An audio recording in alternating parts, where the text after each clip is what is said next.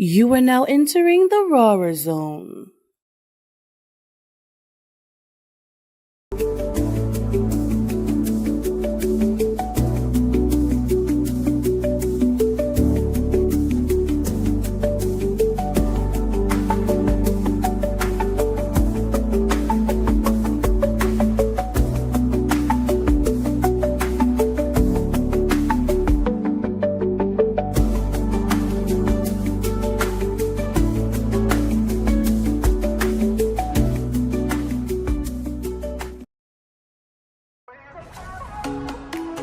PUSO 82.3 FM, where the independent artists are now streaming on all smart TVs. Decide the Live 365 channel and search PUSO. PUSO 82.3 FM, where the independent artists are the stars.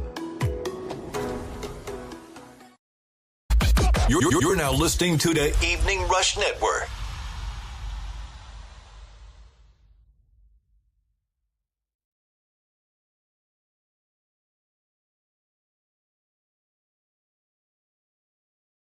Damn, son, where'd you find this?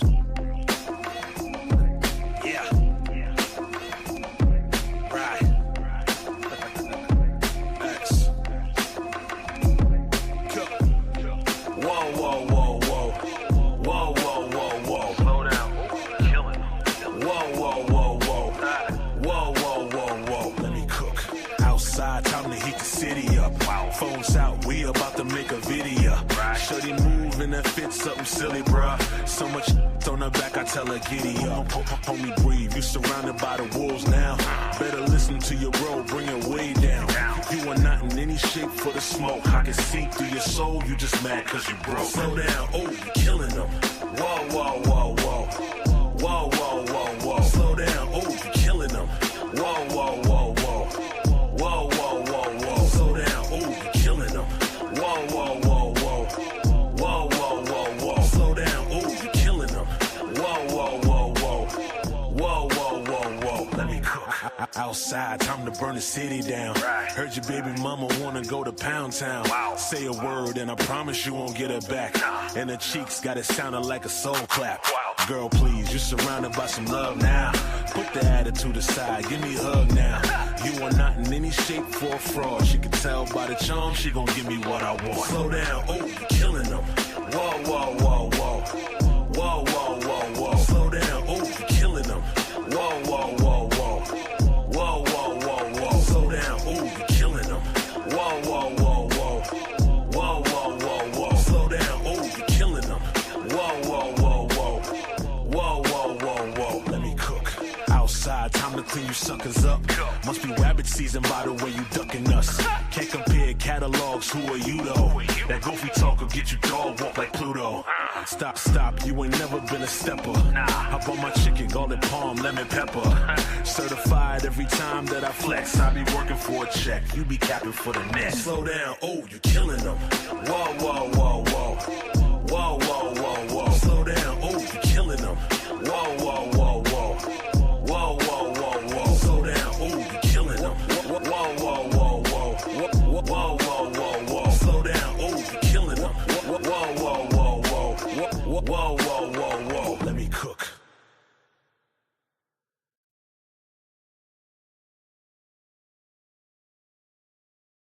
It feels so good. Revenge, so sweet. Pound sign winning, retweet, TV popping, website ranking, Lord and supporters, yes, I gotta thank them. Feeling like Cruz in the end zone, dancing. Gotta call ELUS, Eli, Manning. Oh, you thought you was Brady? Well, what have you won lately? On top of the world like a Mason. While you over there looking, hating. Used to ride on the bench, waiting. Now I talk trash starting, Peyton. Told y'all at 18, I'm great Kobe. 7 years winning it, sounding like I'm Ori. Horns in the record sounding like glory. When them feel good, yeah, that's my story. Winning it feels so good. You know it feels so good. Winning it feels so good. You know it feels so good. Winning it feels so good. You know it feels so good. Winning it feels so good.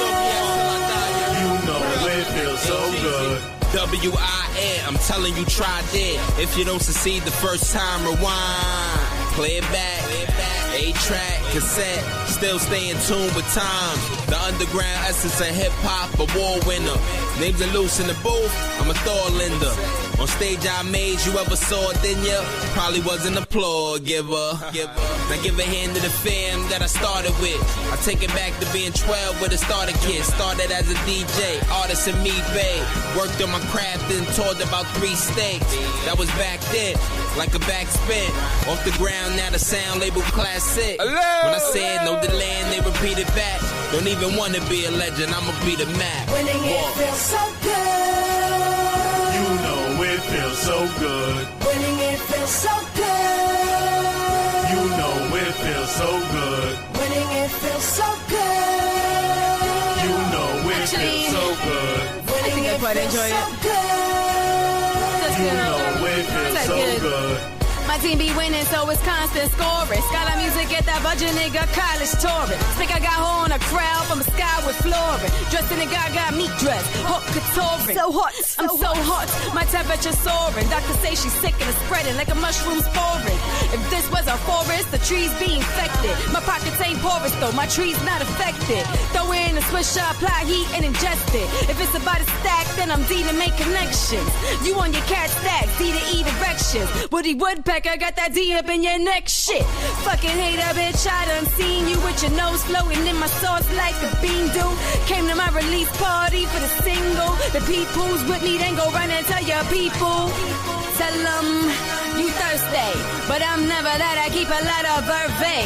Told the waitress bring the corkscrew on her tray and get it popping like soda on a cocaine. Humble chick, I'll tell you a secret. Think I become accustomed to celebrity treatment. Hollywood, they call me famous for speaking. Mala Reigns, Quan Lee, and ELUS got you beating. Winning. You know, that's how we do. Please don't hate us. We just doing what we do. Why don't you do what you do? What is it that you do again?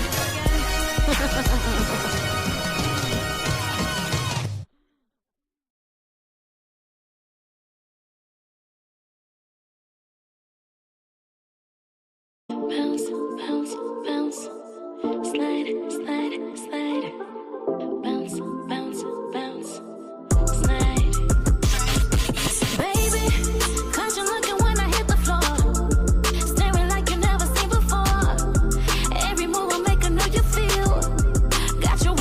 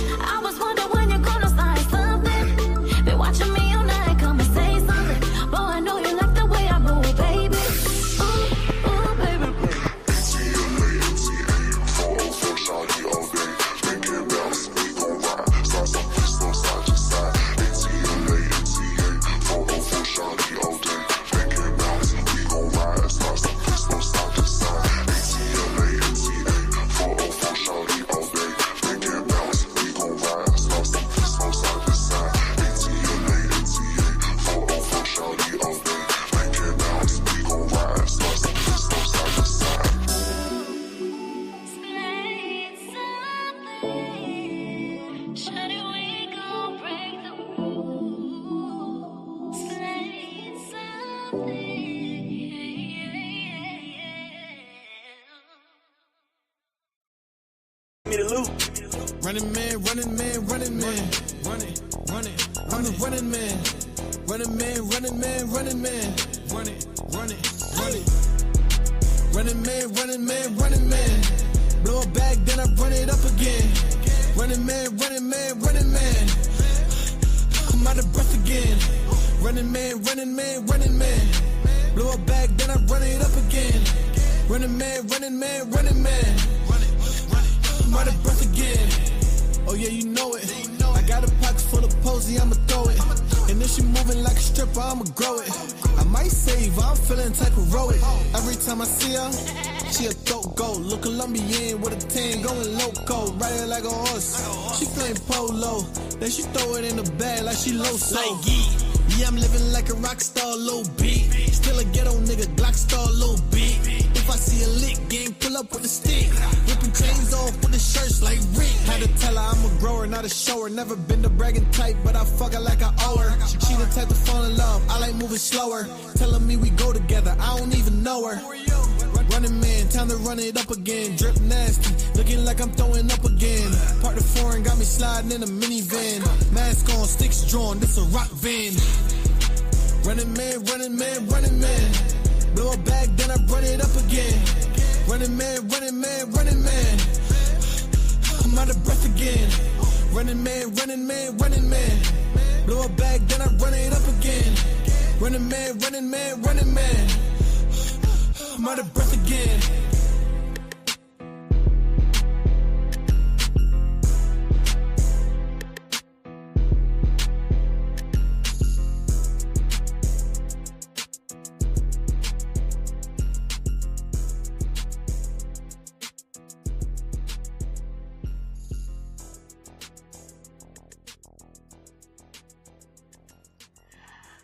Ladies, did your man cheat on you this Valentine's Day? Did you and the girls decide it's going to be all about the ladies this year? Is daddy not listening? Leave that motherfucking man at home and meet me at Connect Astoria this Saturday, February 14th. We're outside for the anti-Valentine's Day party. No tickets, RSVP on the Eventbrite link. You could click it in the bio. No mixing, no mingling, just a loud and proud Valentine's Day party hosted by the beautiful, the one and only Charmin Electra, aka Sheena. We got music by DJ Move. Doors open 8 p.m. This is for my heartbreak baddies, the single and thriving baddies, the girls who said we not crying over no bum ass motherfucking baddies. Come on. Wanna enter the raffle? Bring a picture of your bum ass ex. And meet me at Connect Astoria, 3216 Steinway Street in Astoria, Queens. Remember, RSVP for free through the Eventbrite link, because this Valentine's Day we choosing vibes over the motherfucking vibes. What's up, Rawrrzone family? It's your homegirl Ivy Katie, whatever you want to call me. Just talk to me nice, because God don't like ugly. I'm proud to introduce one of our newest sponsors, a movement that is bigger than basketball. Shout out to Coney Brooks, Wings Beacon Elite, and the PNSBC. It's not just a basketball team, it's a community, it's a leadership, it's legacy in motion. A dream that was put together by Coney Brooks to organize all these local community centers with basketball teams with something to prove and something to build. They're not just looking to win games. They're looking to make a difference in the world around them, on the court and in the neighborhood. If you want to get involved and find out what it's about, whether you are a brand, an artist, an influencer that believes in giving back to the community and giving back in change, Coney Brooks. It's not about getting your logo seen at games, even though you will.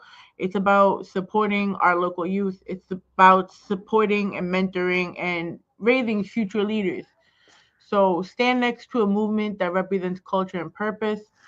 Stay tuned for the Rawrrzone on location in our media day. If you want to get involved with the PNSBC and Wings Beacon Elite, remember, follow at Coney Brooks and Wings Beacon Elite on Instagram.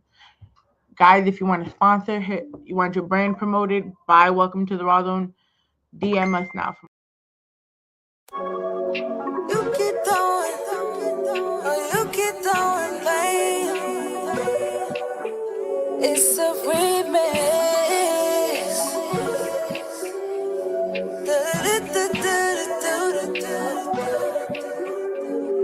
You keep throwing blame. Bet that bell won't swing my way. Telling me what I do wrong. A list of complaints I see, but you gon' eat those words you say. Turn me off, then turn me away. Blindsided from my munching, your true colors came in waves. Thought I found you what I was missing. See, you get so defensive. No, you never listen. Your mind's in the distance, triggers got me reminiscing. You steady with the mind game, but ain't gon' put that on me. I see you steady with the mind games, but ain't gon' put that on me. I've been trying to take the ride, take time, but you got pain that you should see. And I see you steady with the mind games, but you ain't gon' put that on me. That dumb shit on me. Love, let's even the score, you must have lost one. Pitching that you playing for two, I'm really on one. Let's keep it short for the long run. Don't get me started before it's all done. It's up when that call come to me as a woman, I'ma break your shit. If you claim me, that you claim me, better say that shit. Nigga, look, with all I took, you better take that shit. I'm dead ass and that's the crazy shit. Know that I was never for the mini man. Can't feel how you carry on, cause I got hands in plenty, man. Build them up and break them down, you break through, then I'm breaking. I told you I wouldn't play around. You gotta stay up just to stay around. Where you had me is where you lost me. You come shopping this way, then it get costly. I'm on now that you off me. I had to shake that nigga off me. Hey, yo, B, you know me, I'm tired of talking. You steady with the mind game, but ain't gon' put that on me.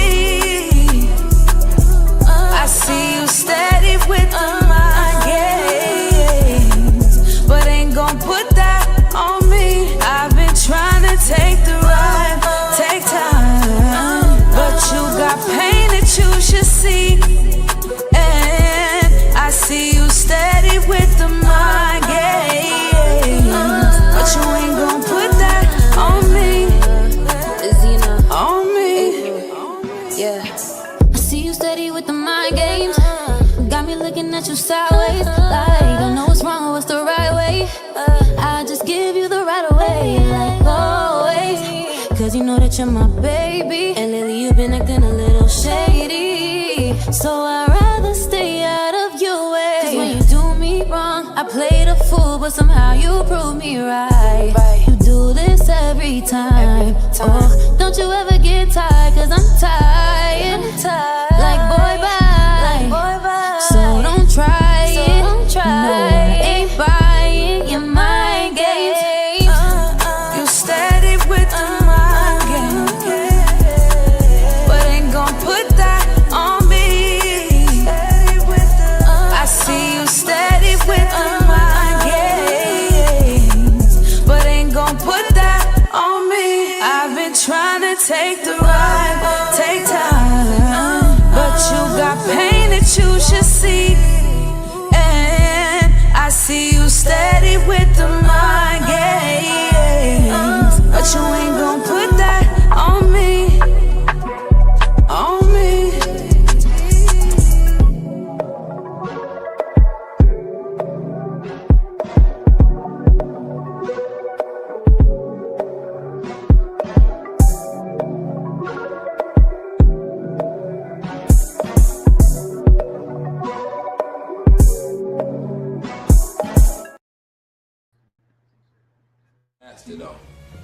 Rawrrzone's the greatest. I told him though if he didn't have the flight plans right, we wasn't gonna do it. He said no, so of course Rawrrzone's the greatest, so they're gonna do that for us. He didn't listen up to what the music was talking about, but God, you're a funny dude. Listen up. Yeah. Hey, ELUS, man. Did you mix that listen up yet? I got you, man. I got you. I knew you were gonna ask that, yo. Good, dude. Thank you. Oh, you got it? Yeah. Stop it, man. Put that on, you heard? Put that on. Oh, come on. That's what I've been waiting to hear. T. Drop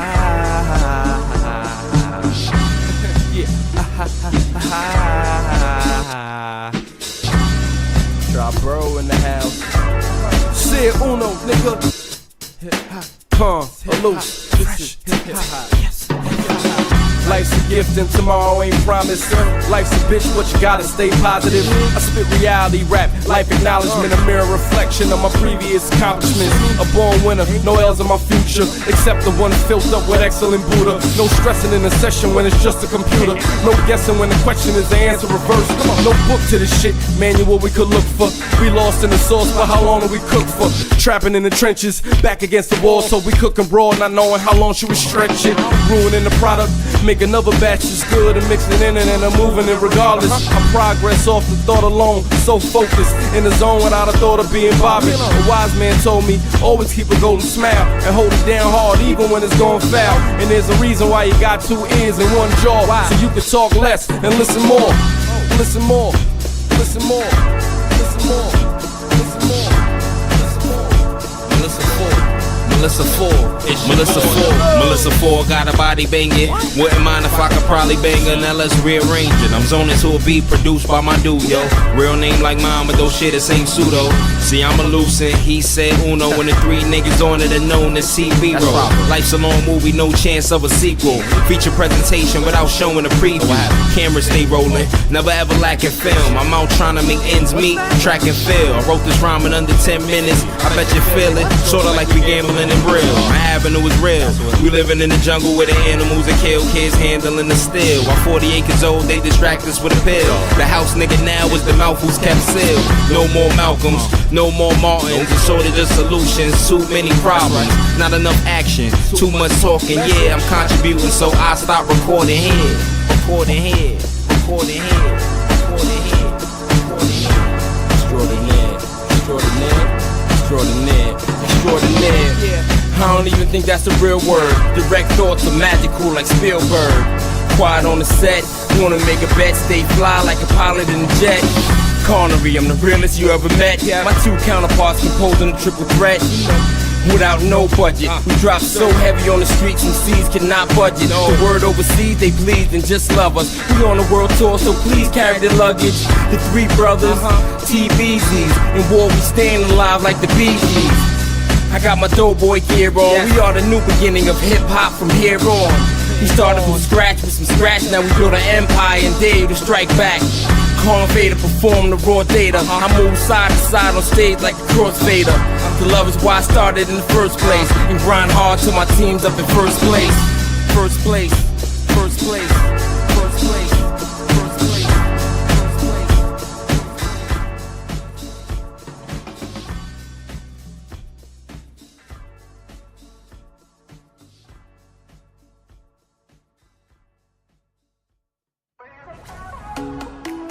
PUSO 82.3 FM, we're the independent artisan. Now streaming on all smart TVs. Decide the Live 365 channel and search PUSO. PUSO 82.3 FM, where the independent artists are the stars.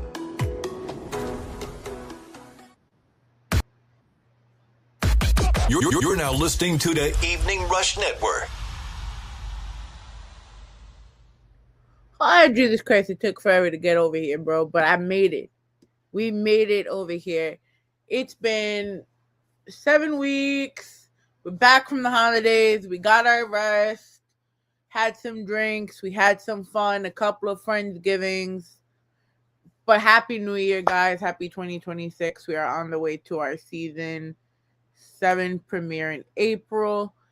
It is I, your homegirl, Katie, Ivy, whatever you want to call me. Just talk to me nice because Bob Marley and our guest, the kind genius, does not like ugly. You could catch us everywhere, starting with our website, www.rawrzoneny.com. Catch us on PUSO 82.3 FM on the Live 365 app, Wednesdays, 8 a.m. Eastern Standard Time, and, of course, Friday nights on the Evening Rush Network at 10 p.m. Whew. We are now sponsored by Wings Beacon Elite Community Basketball Team. Shout out to Coney Brooks and the PNSBC for doing what you do for the community, giving these kids a safe place where they can, one, find ways to become future leaders, stay off the streets, as well as just form brothership that they can take with them for many years. If you want to get involved, our season starts next week, so shout out to them. We're doing big things over there in the Bronx. Stay tuned for our Rawrrzone on location. Yeah, if you want to know more info, hit up at Wings Beacon Elite on Instagram. March 15th, catch us at Sanger Hall. Rawrrzone will be on location for the 5,000 Experience concert event hosted by Shah the Model, with performances by the Titan of Rap himself, S-Rock, Akil Ali, and a famous rapper, with music by DJ Ace of Spades. Look at all these pretty ass people on the flyer. Get your tickets on the Rockview ENT website. Whew. So, I can honestly say I've been in journalism since I was a teenager, and if I've learned everything from fact checking to citing what's a real resource and what's not, but never have I ever had to use all 7 weeks of a hiatus because someone's digital footprint, I don't want to say who on who, was so elusive, okay, that I had to now have to give credit to Quan Lee, D. Dave, Coney Brooks, Chuck Platinum. I'm trying to figure out who else I asked about him. I've asked Sky, who had something engineered by him. Like, thank God, you know, his work speaks for more than just the catalog he produces, right? We're sitting down with someone who's just not behind the boards. He is the man. He is a Grammy award-winning engineer, producer, developer, artist, manager, consultant. According to Chuck Platinum, he and Tribal broke the the Book of World Records. This man is notoriously known to be at a show or in a cypher and will freestyle his ass off. He is the OG of the OGs. He is a name that's been circulating in the New York music circle long before Instagram and all these other social medias will suffice.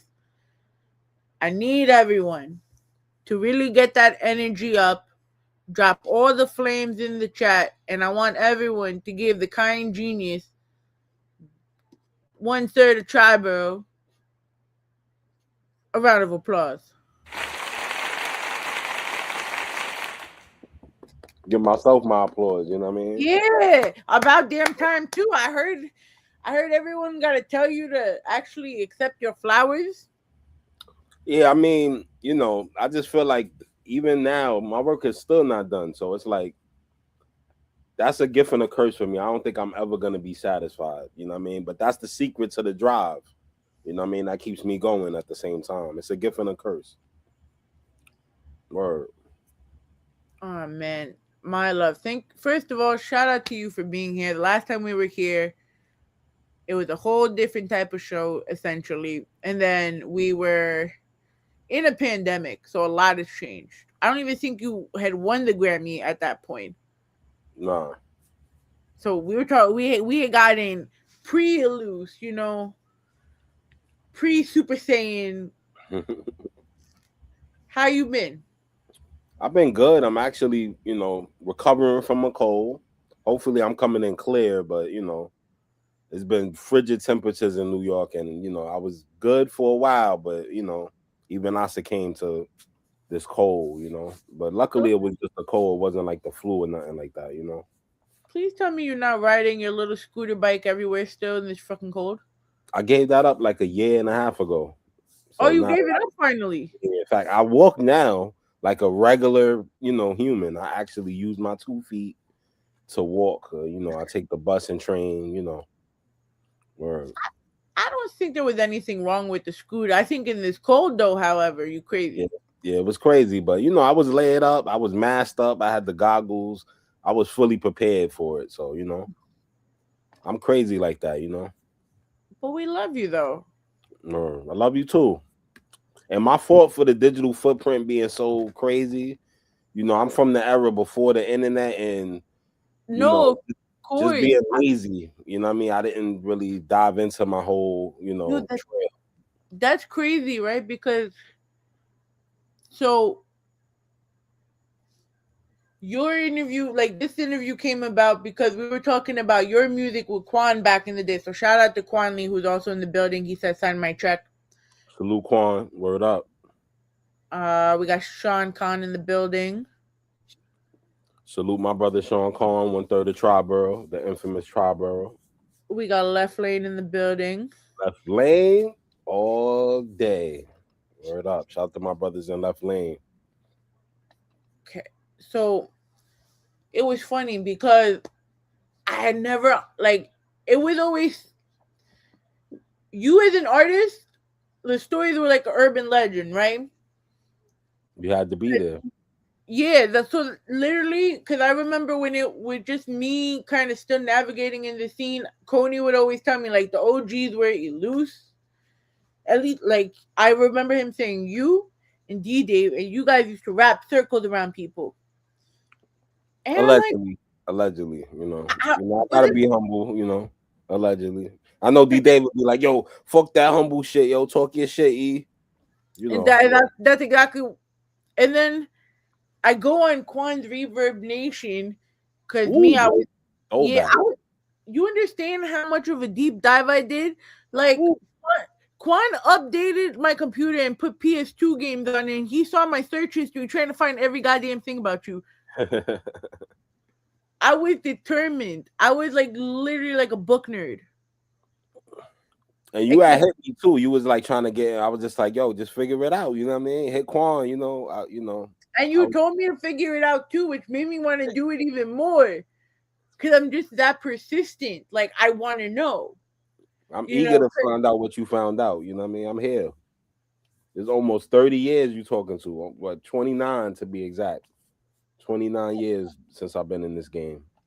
You know, and even Chuck said it like, I think he said it perfectly. You are so instrumental in the production of so much of what New York sounds like right now.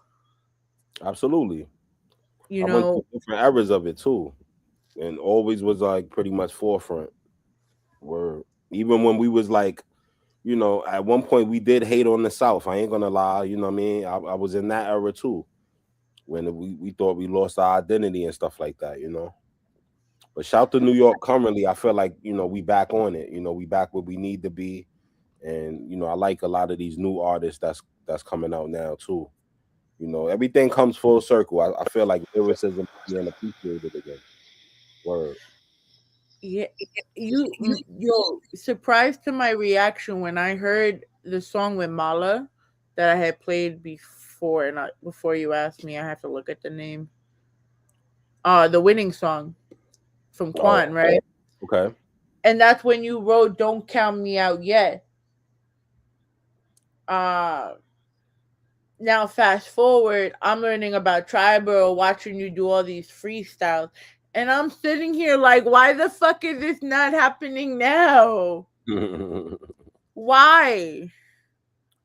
Let's get that one out of the way. Why are we not doing music right now? I know you love what you do, but why? All right. The short answer, you know, I had a deal, I want to say in Con is there, he'll correct me if I'm wrong. I want to say in 2013, I had a deal. It was a production deal that would have blossomed into a record deal. However, it was a breach of contract by the owner of the label. I'm not going to plug in the label or the person, you know, give them free promotion. But basically, if you know the history, you know, we were signed at one point. And 2010. So I added time to it. But 2010, we got the deal. And we pretty much couldn't put music out for a year based on the contract, you know what I mean? And we were in limbo. We had 3 deals on the table from Jive, Warner Brothers, and Sony, and we didn't see no contracts, nothing.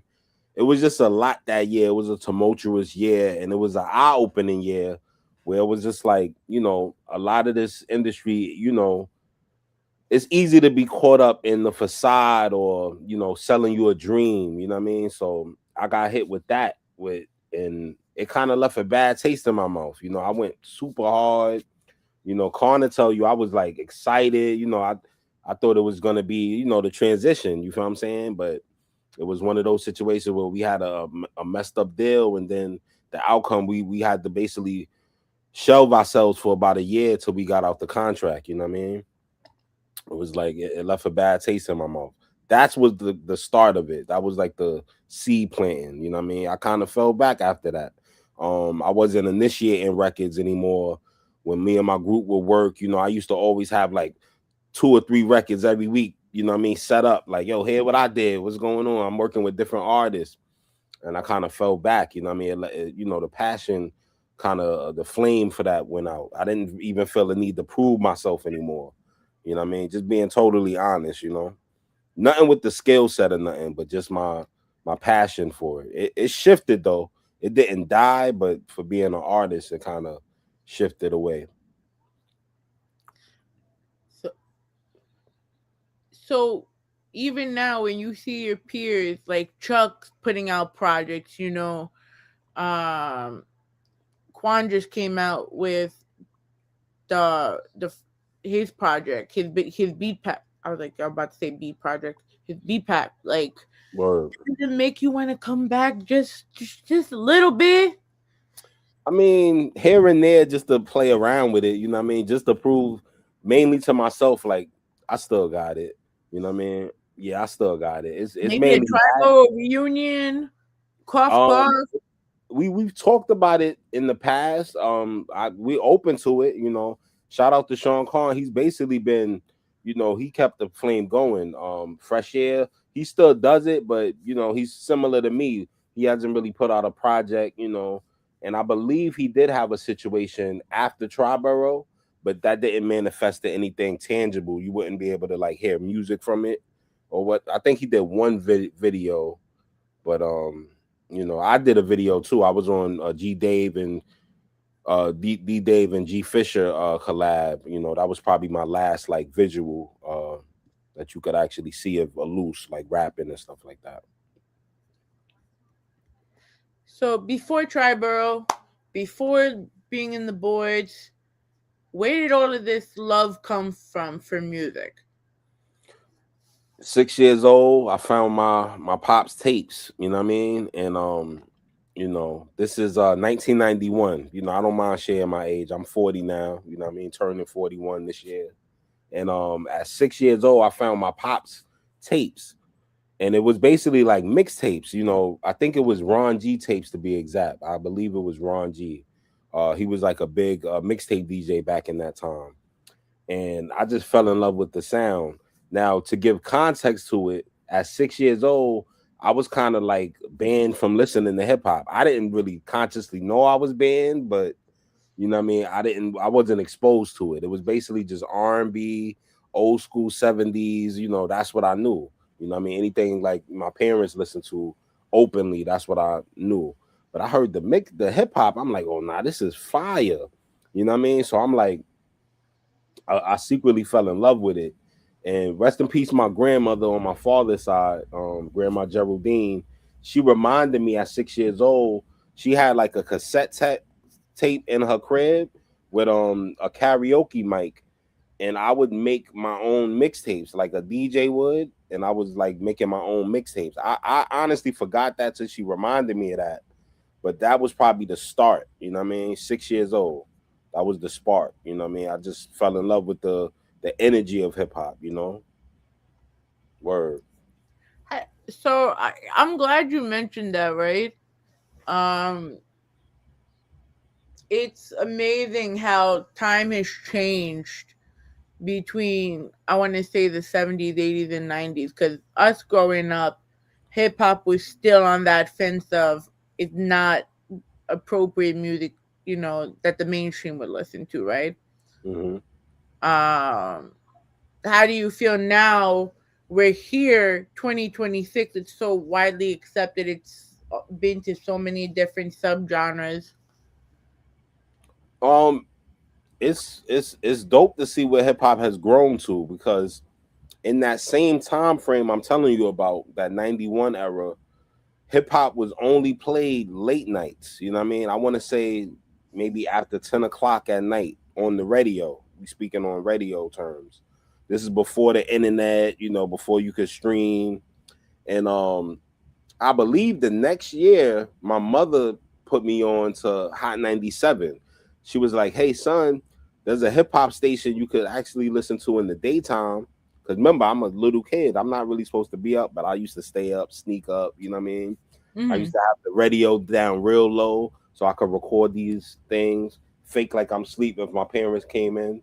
Once they leave, I'm pausing the tape. You know what I mean? Like real talk. Like I was making my own mixtapes back in elementary school, facts, and selling them too. It wasn't on some hustle thing, but kids was like, "Hey, you got the new songs." We were little kids. We wasn't even able to stay up past probably 8 o'clock, 9 o'clock. You know what I mean? I'm staying up to 12 listening to the radio. So the fact now you could, at the palm of your hand, you could hear hip hop, and it's so embraced worldwide. You know, I think even back then it wasn't even a Grammy nomination. You know what I mean? Don't quote me on that, but I'm pretty sure it wasn't yet. Like it was not respected. It wasn't respected yet. When it started getting respect, wasn't it when Jazzy Jeff and Fresh Prince put out, and they got like the first Grammy for hip hop or something? Well, even then, I don't think it was fully respected. You know what I mean?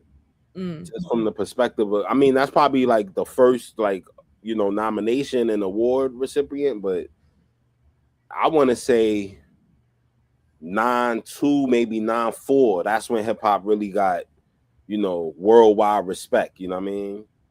Once Nas came in, once Wu-Tang, you know what I mean? Once it was like a big movement, Mobb Deep, like when these guys came on the scene.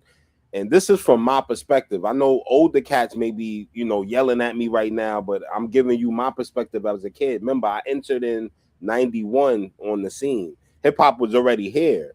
There was Cool G Rap. There was Big Daddy Kane's. You know what I mean? There was Run DMC's. There was LL Cool J's. Cats I knew about. Like I knew of LL Cool J. You feel what I'm saying? But I wasn't immersed into it till 91. And pretty much after that, I was locked in. You know what I mean? Hooked. Like hooked. It had me. So we went from 6-year-old ELUS, Mm-hmm. making mixtapes, selling it to his little elementary school friends. That's a fact. What comes next? Like, where we bridge the gap from ELUS, the kid, to maturing into the music and like into what is the early stages of you? Well, 6 more years after that, I would say 1997. Start of the school year, so we talking like September 1997. I don't know what it was, but I just told my parents, "Hey, I want a DJ starter kit."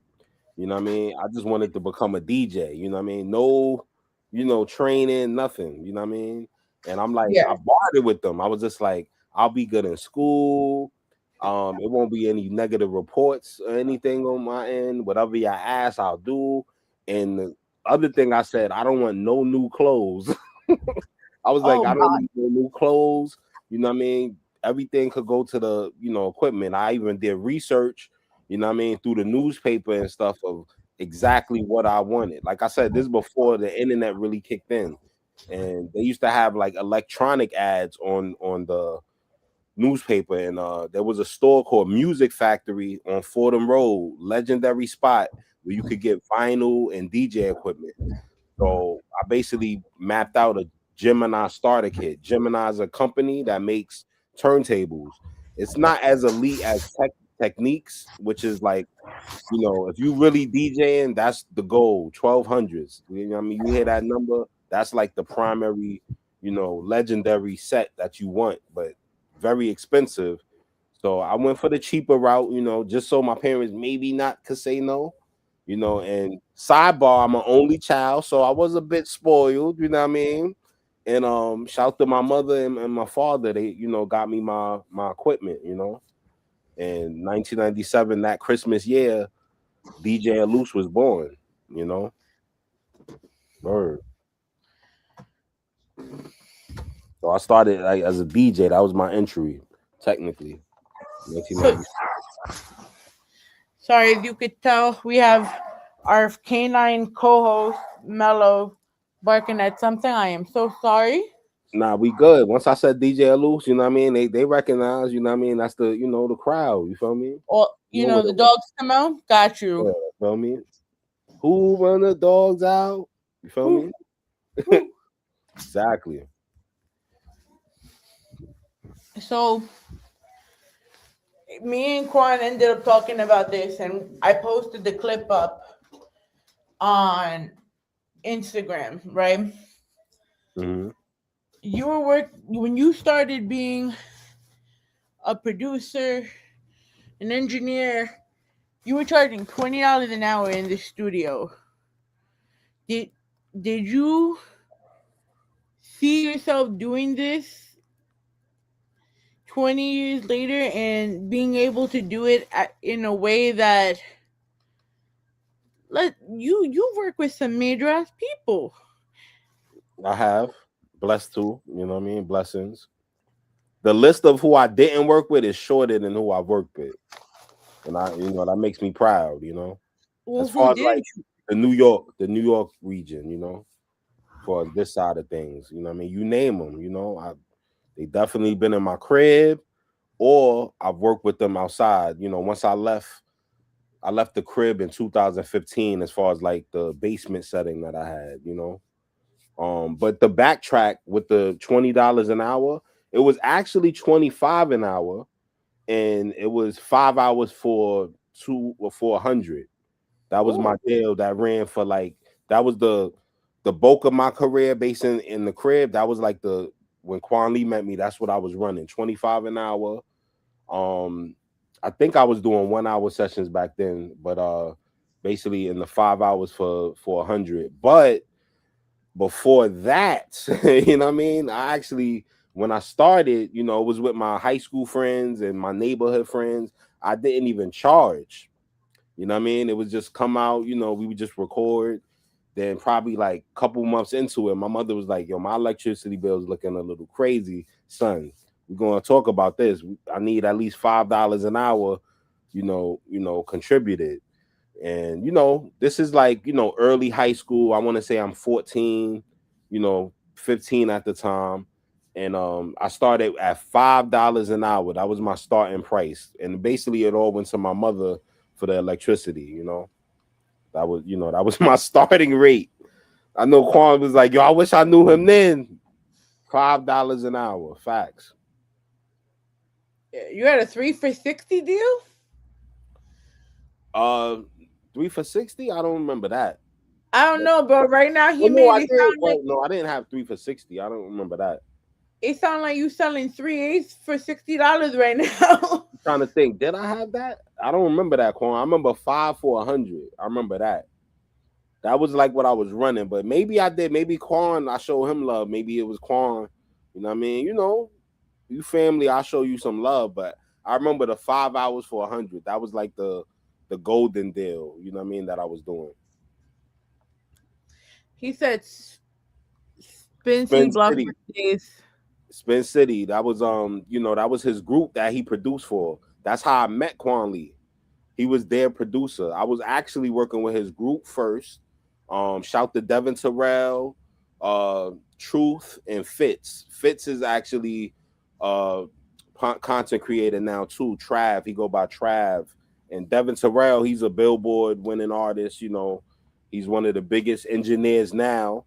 Sidebar, he actually told me when I went to On the Radar, and I brought Bianca there, he actually told me that I was the reason he wanted to become an engineer. That was huge, a huge telling. You know what I mean? He used to watch me record and it inspired him. A couple people had those stories, you know what I mean? Actually, one of the brothers in the chat that screamed Left Lane, he says the same thing, that I inspired him to become an engineer. he used to come to my basement as well and watch me record and do my magic, you know. I was mixing off the grid, you know, I was just doing it by eyeballing. Crazy back then, but the precision was perfect. How did you know what to do? Like, all of this is self-taught. Did you ever how did this all just click to you? I've been on computers since '89. Since I was 4 years old, there was a brand called Tandy. I'm showing my age yet again. Tandy, that was a brand through Radio Shack, you know, which is no longer a company anymore, but it was an electronic store. I Pretty remember much that. cheaper products, you know, than the, you know, grand scale of electronics. They were on the cheaper side of things, and they had a computer called Tandy. This is when Apple computers were called Macintosh. That's what we get Macs nowadays. It got abbreviated, but it was called Macintosh back in the day. Tandy was before that, you know what I mean? And I was you know, on floppy disks, you know, the hard floppy disks, you know, I was a computer guy. Like, I don't, you know, I just always got technology, you know, I have a computer brain. That's what I always jokingly say about myself. Like, I'm part AI for real, like in real life. Like, you feel me? You're AI before AI? I'm excited about it. You feel me? I embrace it fully. I've been Paul revealing this for like 8 years now. Like, this is the reality that we're gonna be in. I predicted this. I told everybody this is what it's gonna be, and we here now. And I love it. I love it personally, but I know it's like that's controversial in itself. But y'all gotta understand, I came from computers. You know, I'm really from that. That's and we would definitely talk about that because, like, I feel like the AI is just gonna try to wipe everyone out if we allow it. Okay. Like, I really think, like, when they used to tell us we're gonna become slaves to the robots, I really feel like if we keep allowing it, that just might happen. We have a president stupid enough to allow this to happen. So, I mean, anything unchecked, I believe, could go, you know, anything, you know, if it's unchecked or unregulated, you know, I do think it needs to be more regulations in AI.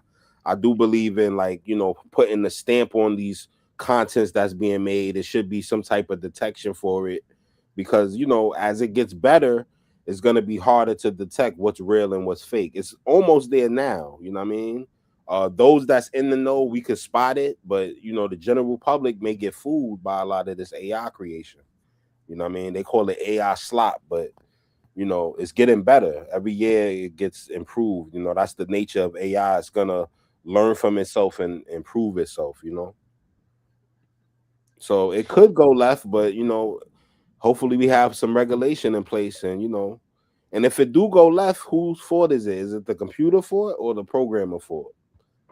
You ain't got to answer that. That's for the people. You know, I'm just putting it out. but that's a devil's advocate question, because I bring up the example of Law and Order SVU. They just recently did an episode about, like, during the first half of the season, where some girl got mad that this girl fucked her ex or whatever, and then she made an AI porno of said person with a teacher she hated.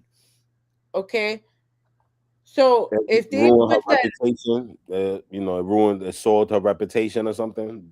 yeah. So it's just like, but it's the fault of the person programming. But what about the people that get affected by it? So what I'm saying is they should make regulations so when that AI video was posted, that it should have been some kind of indication that it's an AI.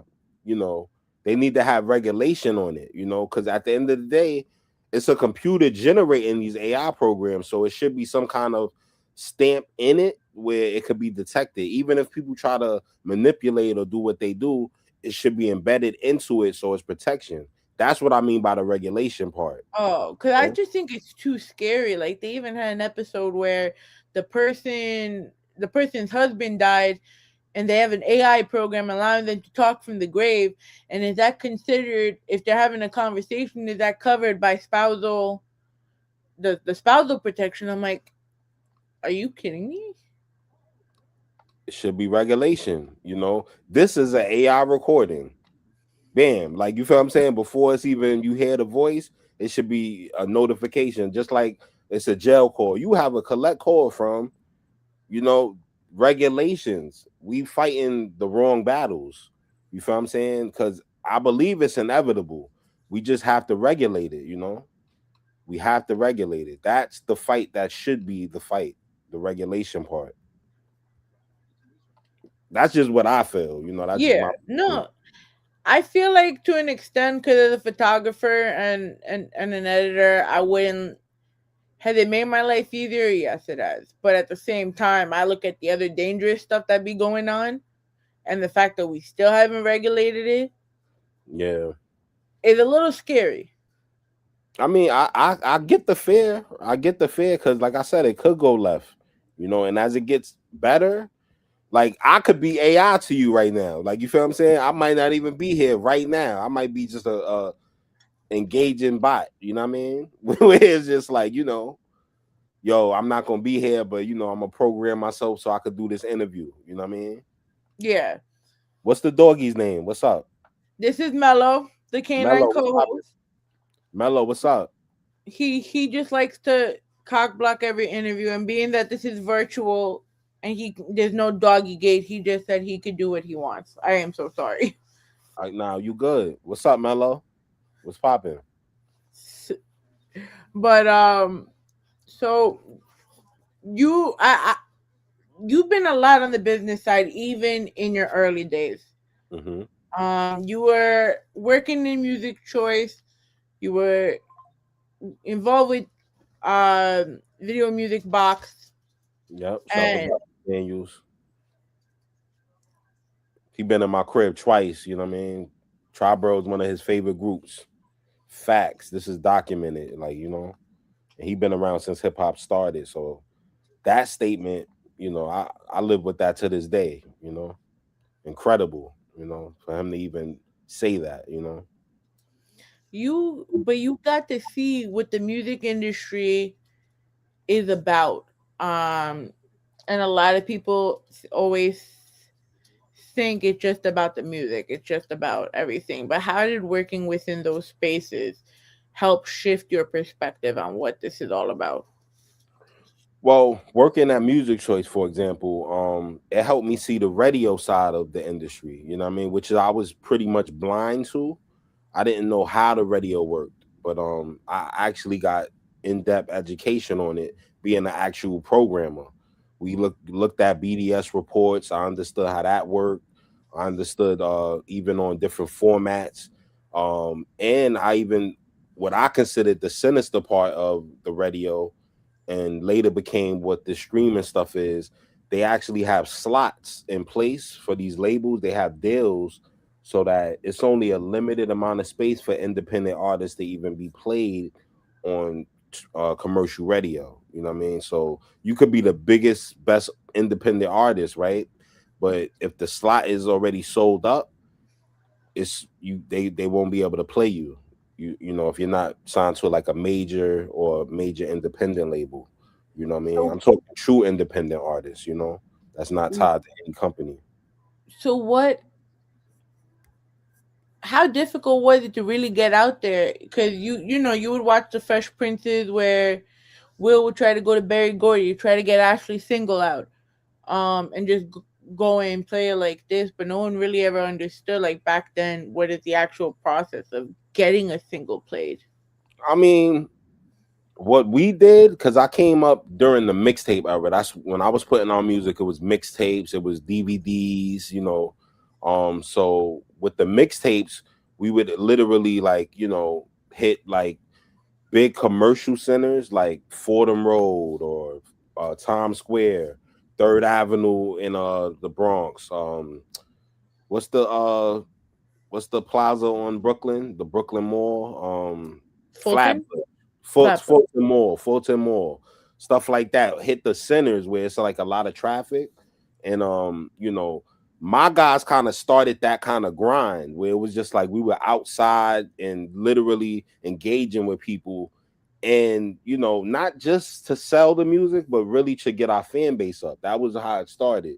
But it became lucrative where it became like, better than the job. Like, I'm not gonna even hold you. It was like a great time to be alive, and if you had the product and you were good, you know, we used to have radios playing, or you know, it was early Bluetooth, I believe, and you know, being able to play it. You know what I mean? If we had the DVDs, it was the portable DVD players. I don't know if you Yeah, remember those. I With the remember those. on them, and that's how we would sell the DVDs if we had our custom DVDs. Like I think Quan Lee had some dope DVDs. I have a New York, the Kings of New York. It's on my wall, and you know, it got me, A Mafia, Cortez, Shice Bub. We all on the cover. You know what I mean? And Quan Lee, and that went viral in the streets. You know what I mean? But these are the things that we did to like generate a buzz. You know, because it was hard to get in the industry. Like I said, if you weren't signed to a label or a strong independent label, it was kind of really hard. And people thought it was hate, but it was really just business. Like, you know, what I learned on the other side of the fence, it was business. It's hard to break into something where it's already paid for, you know? These slots were paid for already. So now that we talked about that, when you look at what we have to deal with now, or what an independent artist has to deal, or a producer has to deal with in this era, right? Do you think they really estimated their industry literacy? Um, to an extent, possibly, because they flipped it on us. You know what I mean? Because it looked like freedom with the digital realm, but you know, with the streaming rate, for example, it's a small percentage. You know what I mean? You're not even getting a penny per stream. So it's like you would have to sell 1,000,000 streams to probably make a couple $1,000. You know what I mean? It's like the ratio is crazy. But if I sold 1,000,000 CDs in the street, I make $5 million, $10 million, depending on what the cost was. Or even the early start of streaming where iTunes was a thing, which is no longer. You could actually sell the digital downloads for $1, maybe make 70% off the split. You can still sell it for $1.29. But are people buying it? I do. I don't think if the masses are. It's not like what it was because they're so used to streaming and you could get things for free. You know what I mean? It's so out there, you know? But is it free if you're still paying $10 a month? Yes. It's still free in the sense of your $10 a month is for unlimited access, right? But the artist you want to support, because you're not listening to every artist that's streaming with that $10, are you? You just listening to what you like or what's in your universe. You know what I mean? Yeah. So the artist that you want, it's a tier system. That's how the streaming thing works. So basically, the most popular artists are getting the bigger percentage of the pie. So it's not about your support necessarily. It's about the numbers that you put up based on the whole pie. And a lot of it, the past couple years, is coming out with the fake numbers and the bots. They've been cheating the system since it started. And it's being exposed now, but it's been an uneven playing field. When it's divided in that system where it's like the popular gets the most, and it's not about necessarily your merit or your percentage. That's not a good system. It's really not. It should be revised, the streaming rates. It's not just even about raising it, but they need to change that whole split system because it's very uneven. It's not tiered right. Or my bad, Katie. If I'm, Oh no, you're fine. I froze up. My computer froze up for a minute. My bad. All right. I ain't gonna be too controversial, but No, I like it though. I like it because that's the point of this. Like a lot of us come in and like they'll just talk about the music, but no one's here really actually talking about this shit. But look, I'm gonna say this: the past, I want to say 2 years, right? Look at the artists, the big artists. The most recent, I would say J. Cole with the Fallout. What's he doing with his marketing campaign? He's literally in his old Honda selling CDs for $1. Right. Tangible. Obviously it's digital backing with it, but that is the premise. Cardi I B think did it for her Cardi did release. it too. You know what I mean? So it's coming back in a different way, but it's coming back where it's like you are supporting the artist. You know what I mean? And that, you know, that 1,000 fans you may get, that might be $10,000 depending on your package price. You know what I mean? That's incredible. You like, you feel what I'm saying? That's good, you know, good income to generate other things and reinvest in it, you know, as opposed to making $100 off your 10,000 streams, you know, in retrospect. How much do you think the mainstream media really curates our culture now? What do you mean by that? What do you mean by that? So, like, you hear the radio, right? Will play the same 10 to 15 songs, Right. right?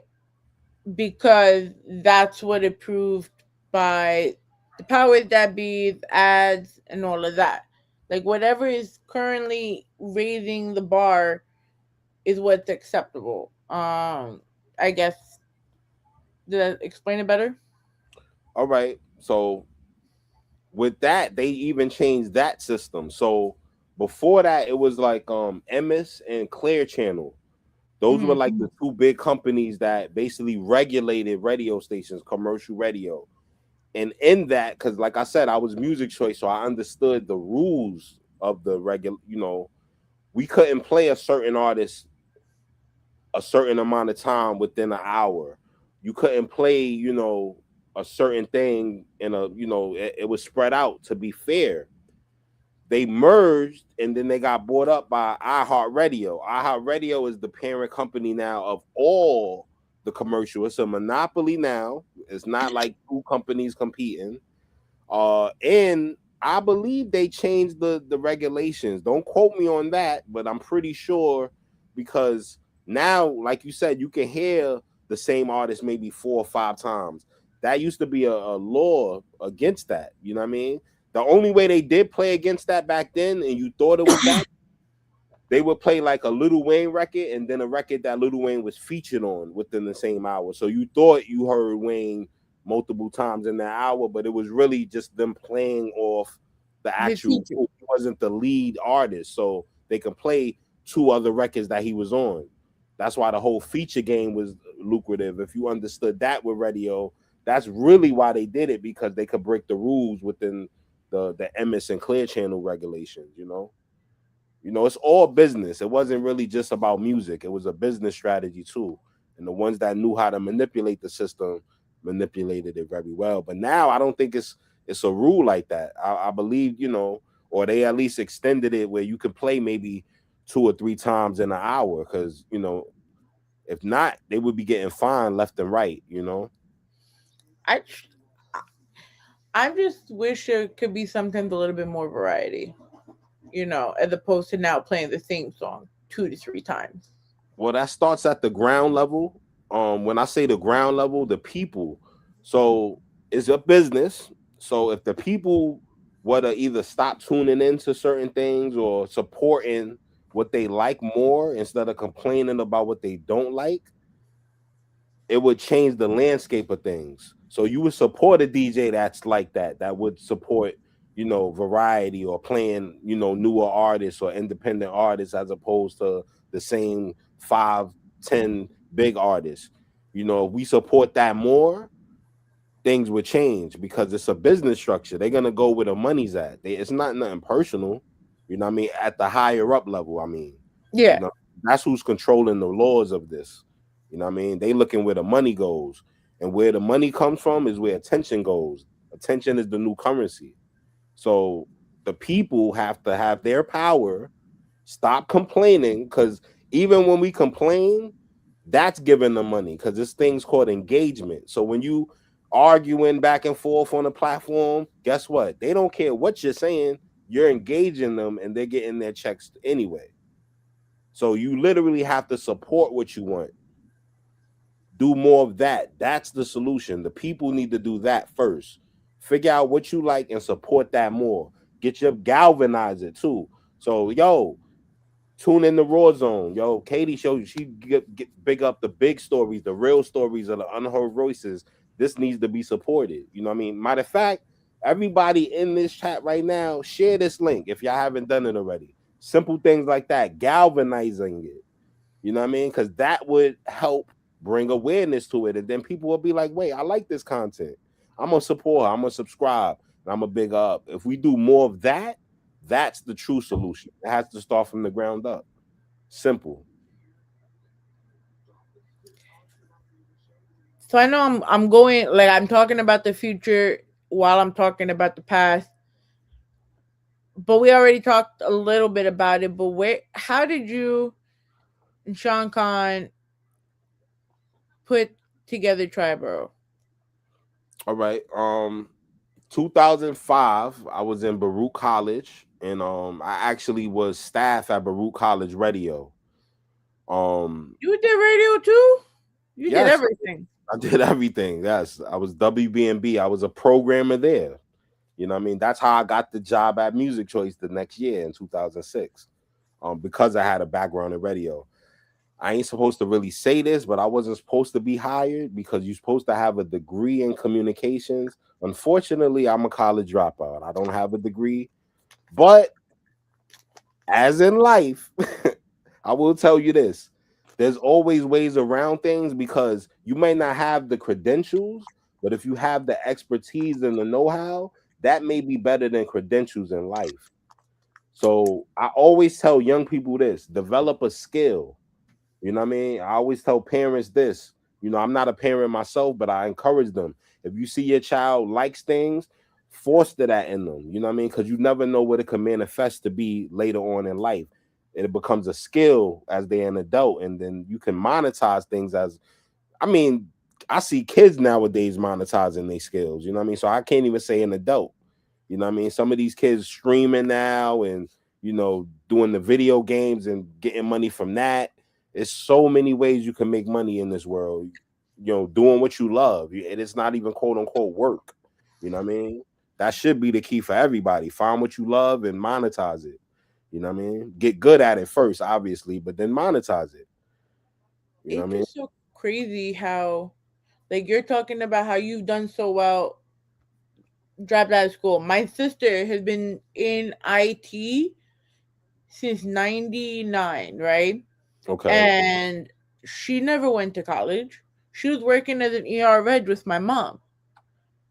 And then she's here working for McAfee, all of these companies. I'm like, oh shit. Even me with photography, I didn't go to school for photography. I went for history for my bachelor's, and then I did my master's in communications and in public relations because I had all of that other skill in the back. I got a homegirl. She got a master's degree. And I remember before when she finished school, it took her like 2 years to even get a decent job that, you know, matched, you know, her skill set. And during that time, I was making more than her, you know, a college dropout. You feel what I'm saying?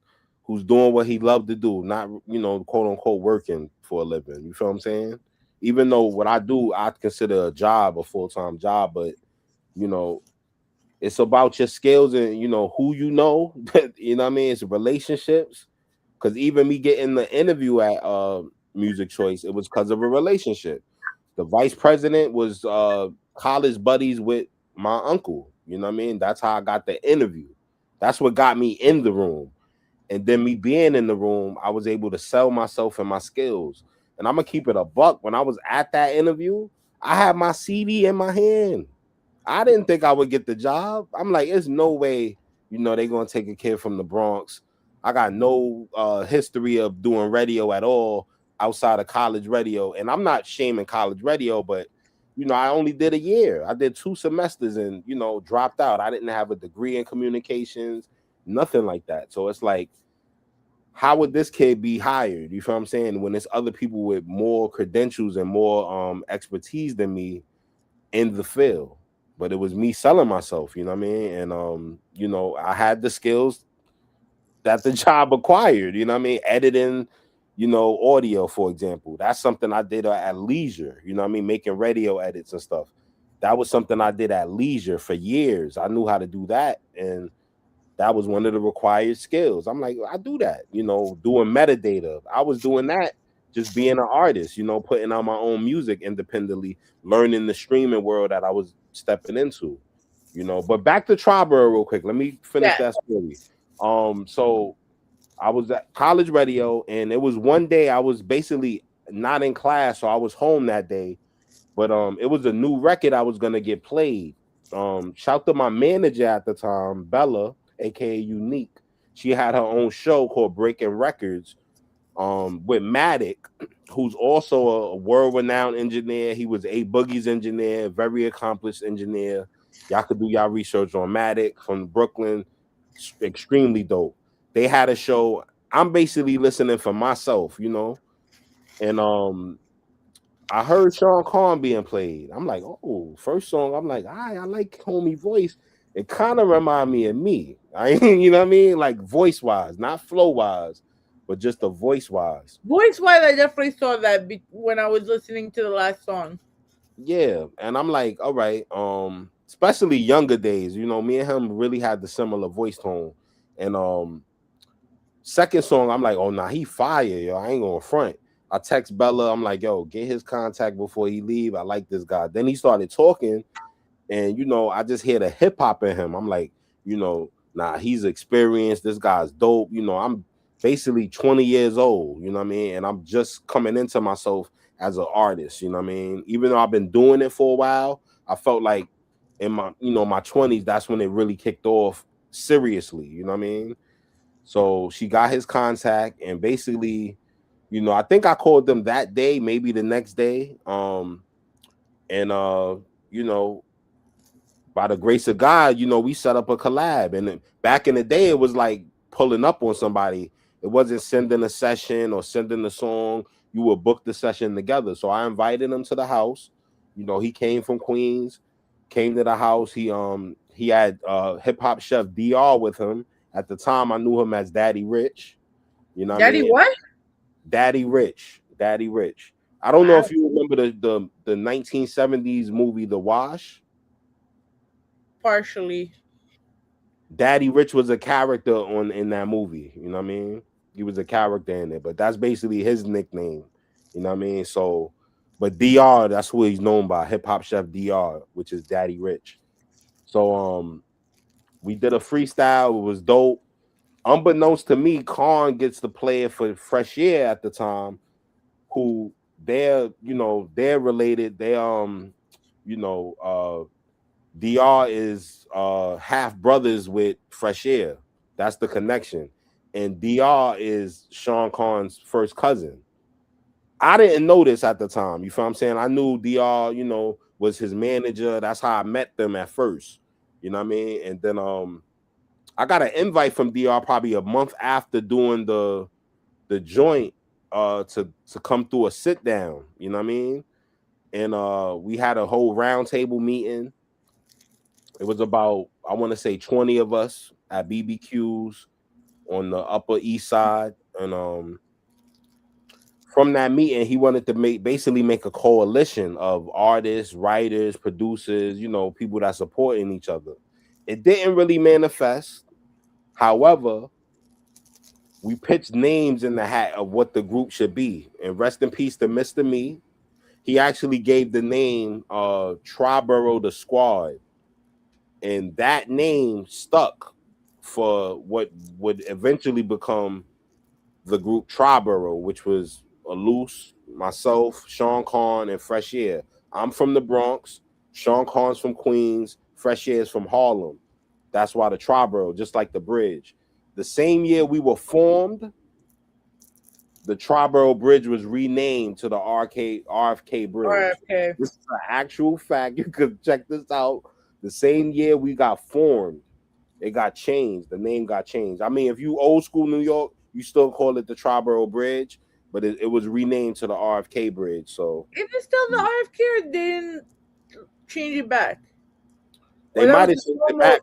We kind of fell back as a group, so they might have, you know what I mean? But while we was running it, it was RFK Bridge. I ain't gonna hold you. When we was a group, it was just the powers that be. They renamed that bridge. That's a fact. Because we was a group for 10 years. to 2015. So shout out to Daddy Rich for seeing that vision. It wasn't his full vision as far as like the group. He wanted a conglomerate, but us just coming together, basically it formed into Triborough. You know what I mean? We never seen that. We was all solo artists. So I hats off to DR for seeing that vision of putting it together like that. Word. So you did just say that you've been in a collective for 10 years. What have you learned from that experience? Because you went from being a solo artist to working in a collective to then do everything you're doing now. I mean, I started in rap crews before Triborough, so I kind of always work with different artists. Plus, being an engineer, you know, it was naturally in me to work with artists and just understand artists. So it was a transition. But being in a group kind of it made it easier, to be honest, because you know, I wouldn't have to work on a full record. I might have to just do a verse, you know what I mean? Maybe do a verse and a hook, and you know, that's it. You know, back then it was 3 verses, you know what I mean, for one artist. Like that was like the standard, you know what I mean? So it was less writing needed. It was different ideas being tossed, so it was like you could feed off each other. So, you know, even my freestyle ability that you pointed out, Fresh Air is a way better freestyler than me. Hats off to Fresh Air. I will always give him his flowers. He actually got me to be a good freestyler because I was strictly, you know, a writer. That's what I started with, poetry first. You know what I mean? You know, that's what got me out my shell though, the freestyle. To the point I became known as freestyling, but you know, I didn't start like that. You know what I mean? I'm a nerd first. Like I started from that. I come from here first, my brain. So, you know, I have to see it first and plan it. Word. How competitive was it to be in a collective? Like, were there ever times you ever wanted to one up each other in a lyrical way? Every single track we've done. Every single track. I'm pretty sure that's how we approached it. Still sharp and still. And it wasn't a negative thing. I'm sure Sean Carr in this chat right now. It wasn't a negative thing. It was just basically like, oh, were you doing that? Bet I'm gonna do this. That's the hip hop we came up from. You know what I mean? You do that, I'm gonna do this. You know what I mean? It wasn't, you know, and it came together with great synergy. You know, that energy, you know what I mean? And Fresh Air, he had one up on us back then. He could do the harmonies and sing a bit too. You know, I kind of developed that a little bit later on, but you know, Sean Cohen taught me song structure more so, you know, because he came from like producers and, you know, people that actually structure him. I'm coming from ciphers from the block and, you know, just rapping. You know what I mean? That was my skill set, you know what I mean? But it made us better. You know, I see Sean Cohen wrote in the chat, it made us better. That's a fact. Word up. And Listen Up is an example of that. I see Quan, you put it up. You played that video. Funny thing is, that record started as a joke. You know what I mean? Because exactly how you hear the record is exactly how we wrote it. So Fresh Air starts it off. He had his verse done. So at the end of it, you know, Melissa Ford, you know, he said you got one ear, 2 jaws, so you could talk less and listen more. So I'm jokingly like Melissa Ford. Then I'm like, oh shit, yo, what if I just use what you said at the end and start my rhyme like that? Melissa Ford got a body banging. Wouldn't mind if I could probably bang her. It was like I thought he said that at the end, and I merged it into that, and then that's how Khan wrote his verse. That's literally how you hear it. Is how we wrote the record in that order too. Facts. So I think this is a request. I have never seen ELUS perform Listen Up verse in full. See, I don't know if I know the whole verse. Hold on. If we know, come on. I said Melissa Ford got a body banging. Wouldn't mind if I could probably bang her. Now let's rearrange it. I'm zoning to a beat produced by my dude, yo. Real name like mine, but don't share the same pseudo. See, I'm ELUS, and he said Uno, and the 3 brothers on it is known as TB Roll. See, that's when they get blurry. Life is a movie, no chance of a sequel. It's a bar before that I missed. See, my bad, yo. I smoke so much weed and it's Yeah. sorry, guys. I'm sorry, man. I wasn't ready. Quan put me on the spot, man. I will always freestyle. See, back then I would be kicking a freestyle off the top. I was really trying to remember the verse though, but He told me I wasn't allowed to make him freestyle and put him on the spot, so I had to do it to somebody. word. He just gave me the alley oop for it. But that line I said, real name like mine, but don't share the same pseudo. Yeah.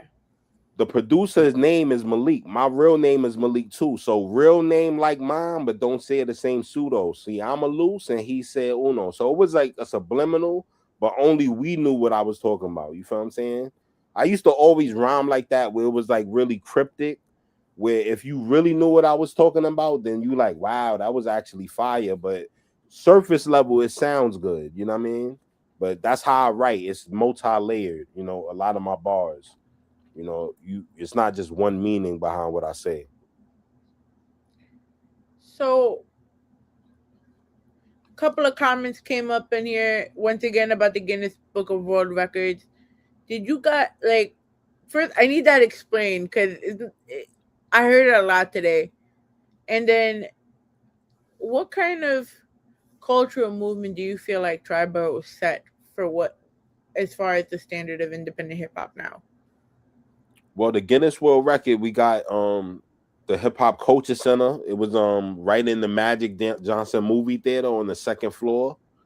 I believe now it's an African restaurant now, believe it or not. But back then it was the Hip Hop Culture Center.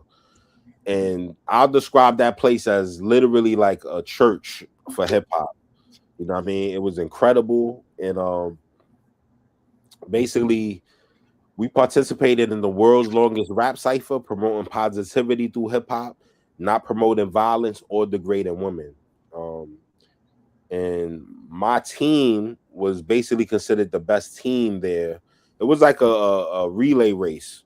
Every hour, a different team would come on stage and rap for an hour. It'll probably be about 8 to 10 MCs per team.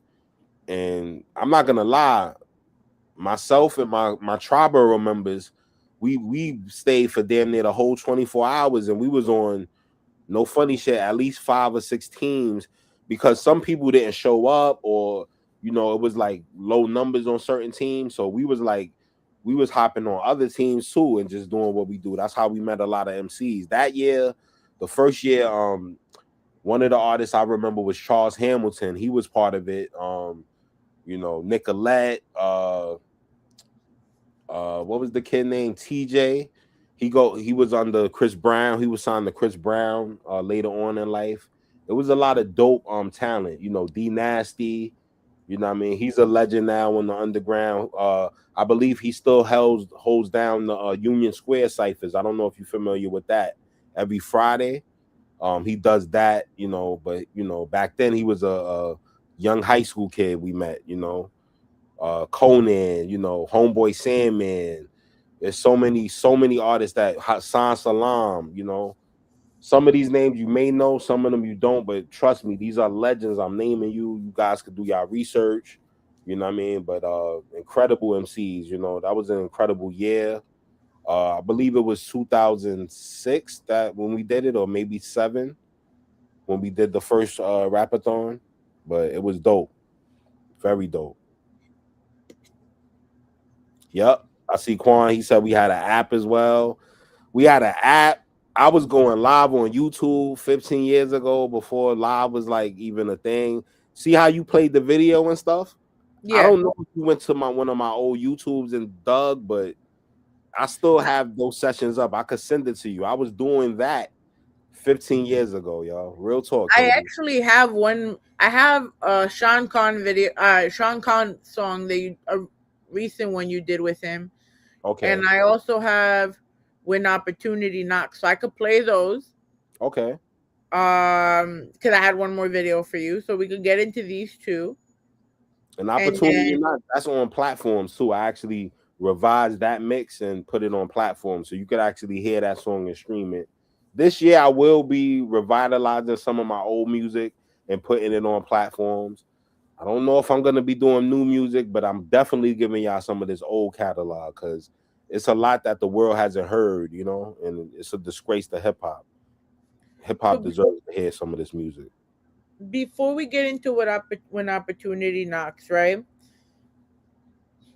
Can we get into the on the show mixtapes? Because it's gonna correlate into my last question about the past. That's my classic mixtape series, my solo mixtape series. I did 3 volumes of that on with the show series. I think each mixtape may have been 24, 25 tracks.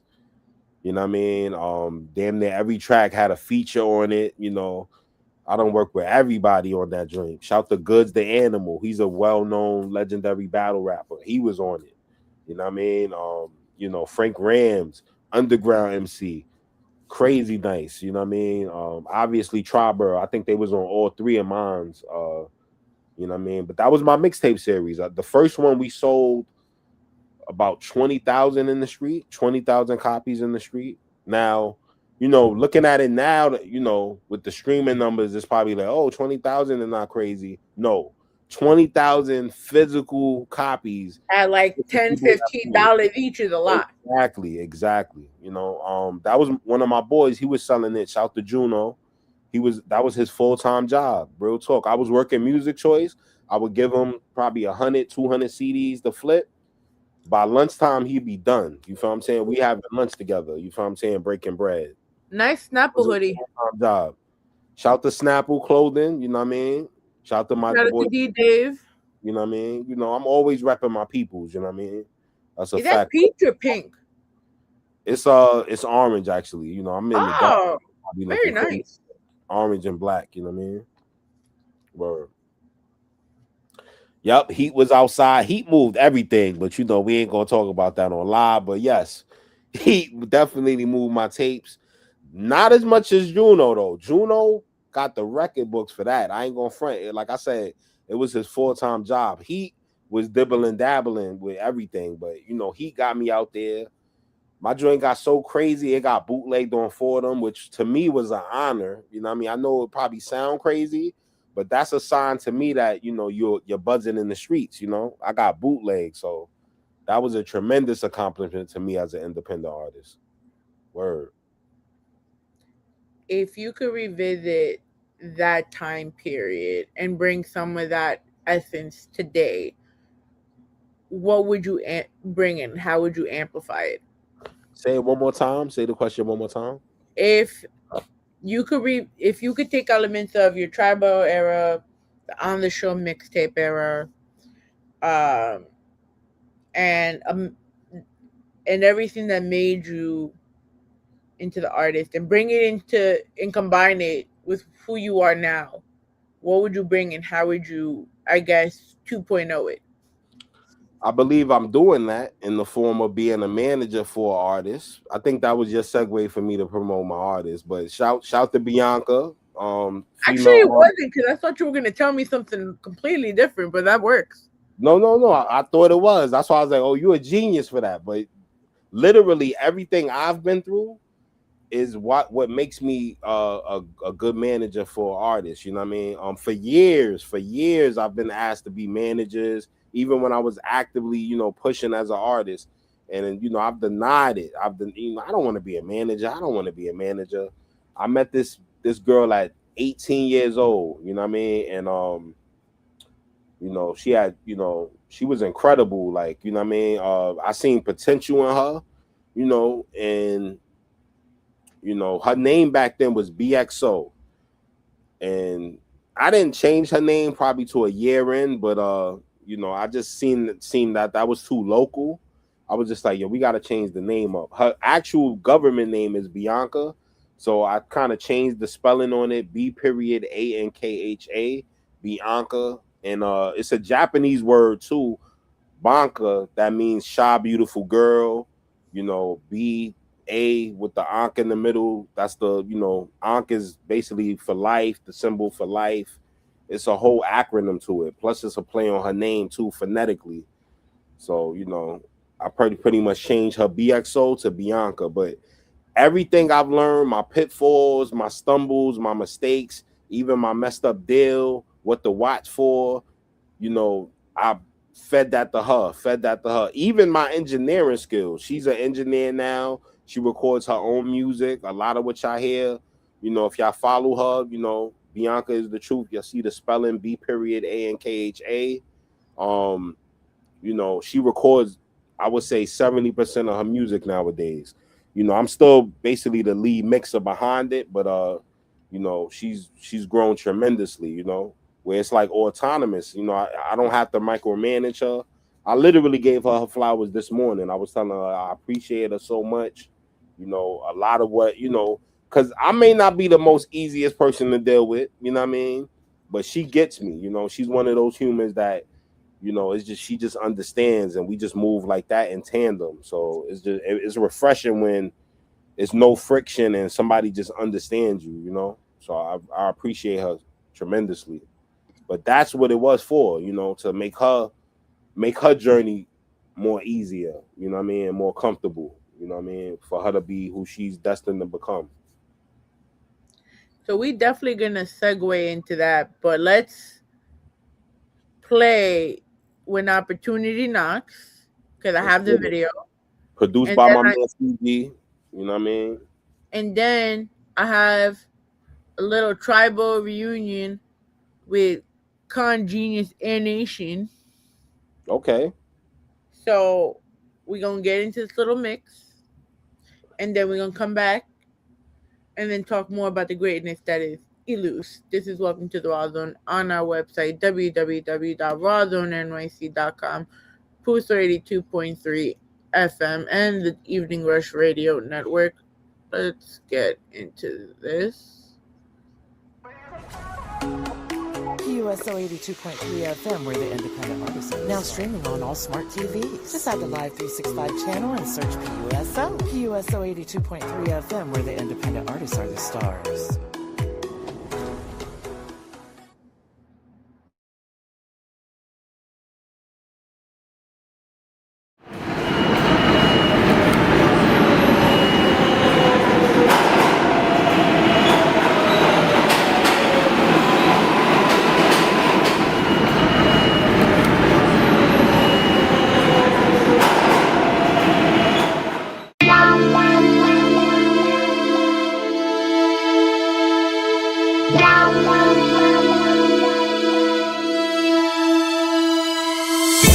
Opportunity, that's one thing hard to find inside my community.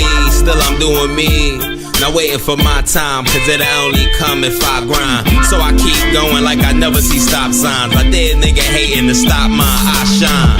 I could recline, I'm already in top 5, but some niggas listen if they honest with their shit. Or maybe you ain't listen to me, cause if you heard E, then you likely agree that I'm a part of the elite. If this your introduction to me, just wait and see. Considered king of the jungle, but I ain't lying. Hits in my sleep with no trying. Soon as CDs release, they gon' buy it. More fans, I'm in demand, so I supply them that crack. Shit, I'm a whole different breed. You might know my name, get to know my steez. Might have seen me at a show, heard a nigga flow or cop my CD. I'm world famous at being unknown. When opportunity knocks, nobody ain't home. Knock, knock. Who is it? Opportunity, well, what do you know? I've been recluse, studying the game from afar. It's a loose, I could change the game with a ball. The audience and alls, I recall saw George dropping. Another hit, I'm Bernard Hopkins. Spitting audio crack, I got the law watching. Here to set the record straight from the false prophets. Telling lies in the booth just to gain profit. Ain't hard to tell, we ain't the same breed. You copping, guess I'm Dwayne Reed. Hip-hop savior, really what the game needs. I do it for my soul, not the gangrene. Success up the road, feel like I got gangrene. I'm not moving, but consistently grinding. Patiently waiting, leave it up to timing. Question, how long I got? I keep on going till I'm on the top. I won't stop, let's rock. I'm a whole different breed. You might know my name, get to know my steez. Might have seen me at a show, heard a nigga flow or cop my CD. I'm world famous at being unknown. When opportunity knocks, nobody ain't home. Knock, knock, who is it? Opportunity, well, what do you know?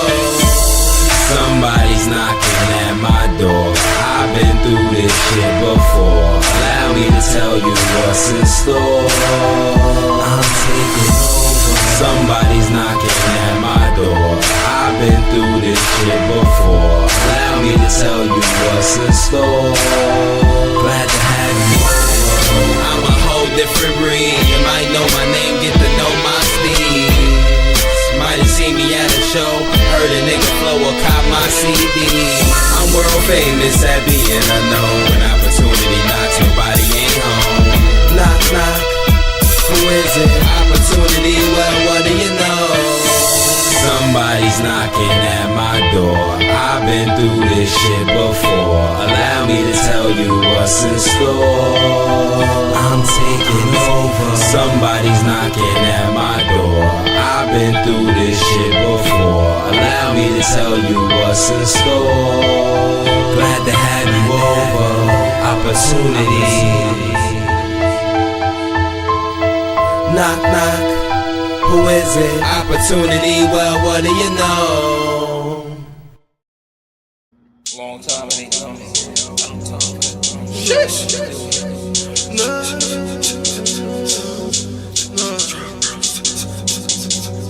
He's a genius.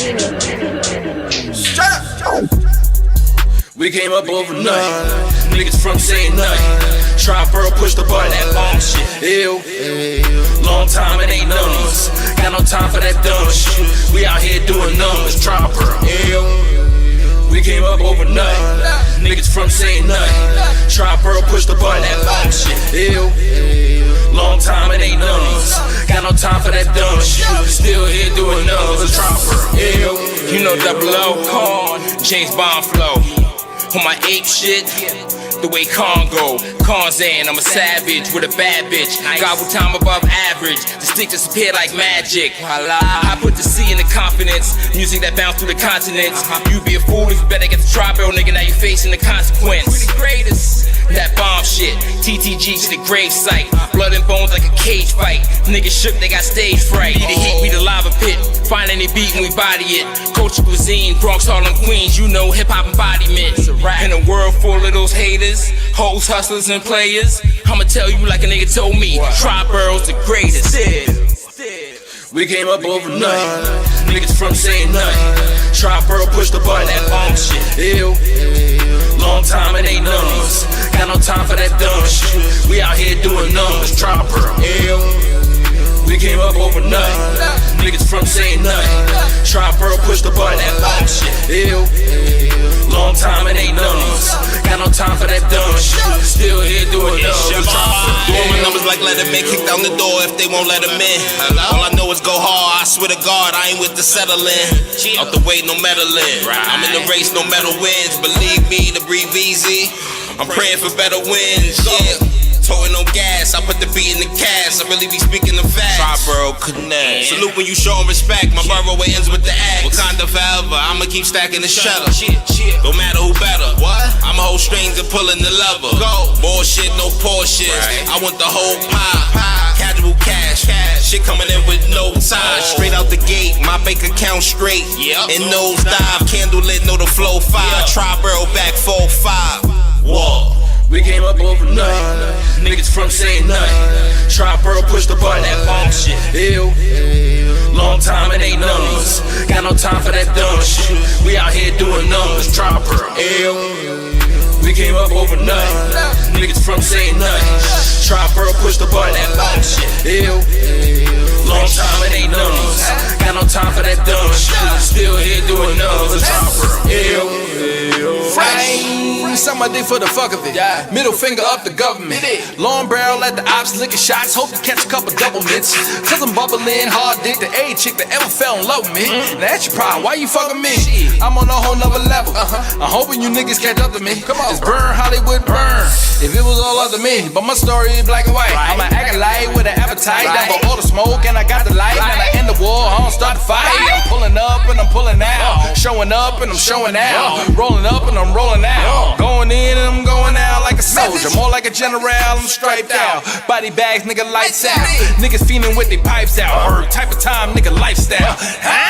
We came up overnight. Niggas from saying nothing. Tri-Borough push the button, that long shit. Ew. Long time it ain't none of us. Got no time for that dumb shit. We out here doing numbers, trying per ill.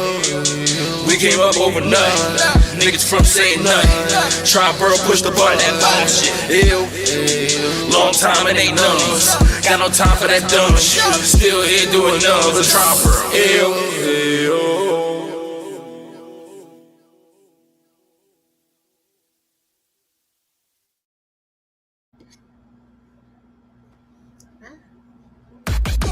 You're now listening to the Evening Rush Network. It's so difficult doing this from a little MacBook. No, you doing good though. Word.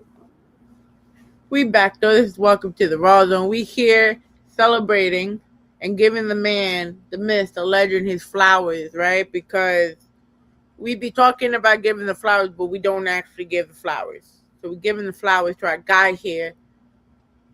I appreciate you. He's been setting these trends. He did the marathon, the rapathon. Mm-hmm. He's in a period in his life now. You took a major win for artists and engineers in New York. I was talking about it with Chuck when you got the Grammy for engineering the song off Nas's project. First of all, what the fuck? I didn't even mention that. So I co-engineered the definition. I actually mixed Brucey B vocals on that record with Nas. It was off the King's Disease album, which Nas won the Grammy for, his very first Grammy. When I did it, I didn't even realize it was going to be on his album. I thought it was just going to be a one-off tribute. Then it was on his album. I'm like, oh, that's dope. And then like 6 months later, it got nominated for a Grammy. Oh, word, that's extra dope. So it was like progressions of it. But when I did it, it was just pure hip hop. You know what I mean? Shout to Brucey B. You know what I mean? And you know, it was just incredible. Honor to be part of history. Word. Real talk. Like, what was going through your mind as this progression kept happening? Well, once it got nominated, I'm like, oh, I hope he win. Like, you feel what I'm saying? It became surreal then. When it got on the album, I'm just like, oh, that's dope. Like, it, you know, not saying it like that, but it was just like, all right, that's dope. You know what I mean? But the Grammy, that's a height I've never reached. You feel what I'm saying? One, never to be nominated, and especially never to win.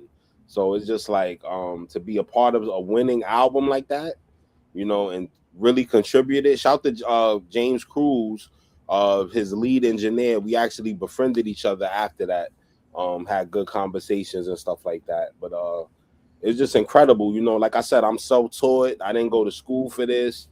For that progression from my mother's basement to make it to Grammy recognition is surreal, you know, and it's like a culmination of all that years of hard work and dedication, you know, coming to fruition, you know, because that, you know, that was a huge accomplishment, you know. Do you feel like getting that Grammy win changed how certain artists approach you in this business? I think it was kind of changing before that because of who I was working with, but the Grammy thing just kind of was like the icing on the cake. But you know, my reputation's been I'm too expensive, or you know, I'm always booked. You know, that's been my reputation for years. Is it true? Well deserved.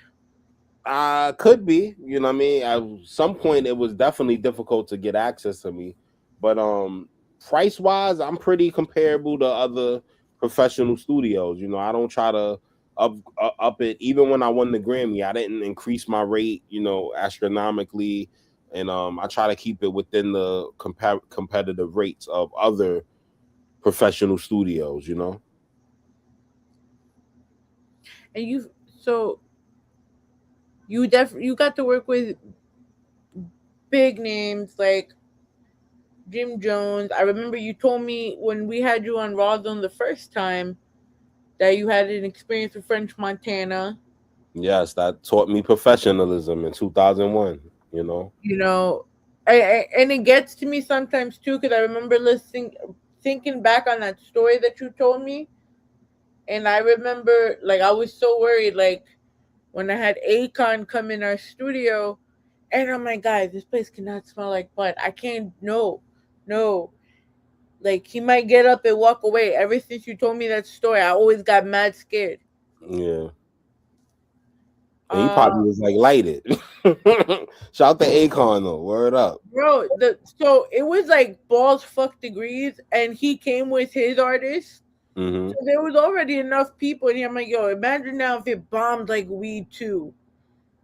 It would have been a little unbearable. No, I got you. Yeah, that we definitely increased the temperature though.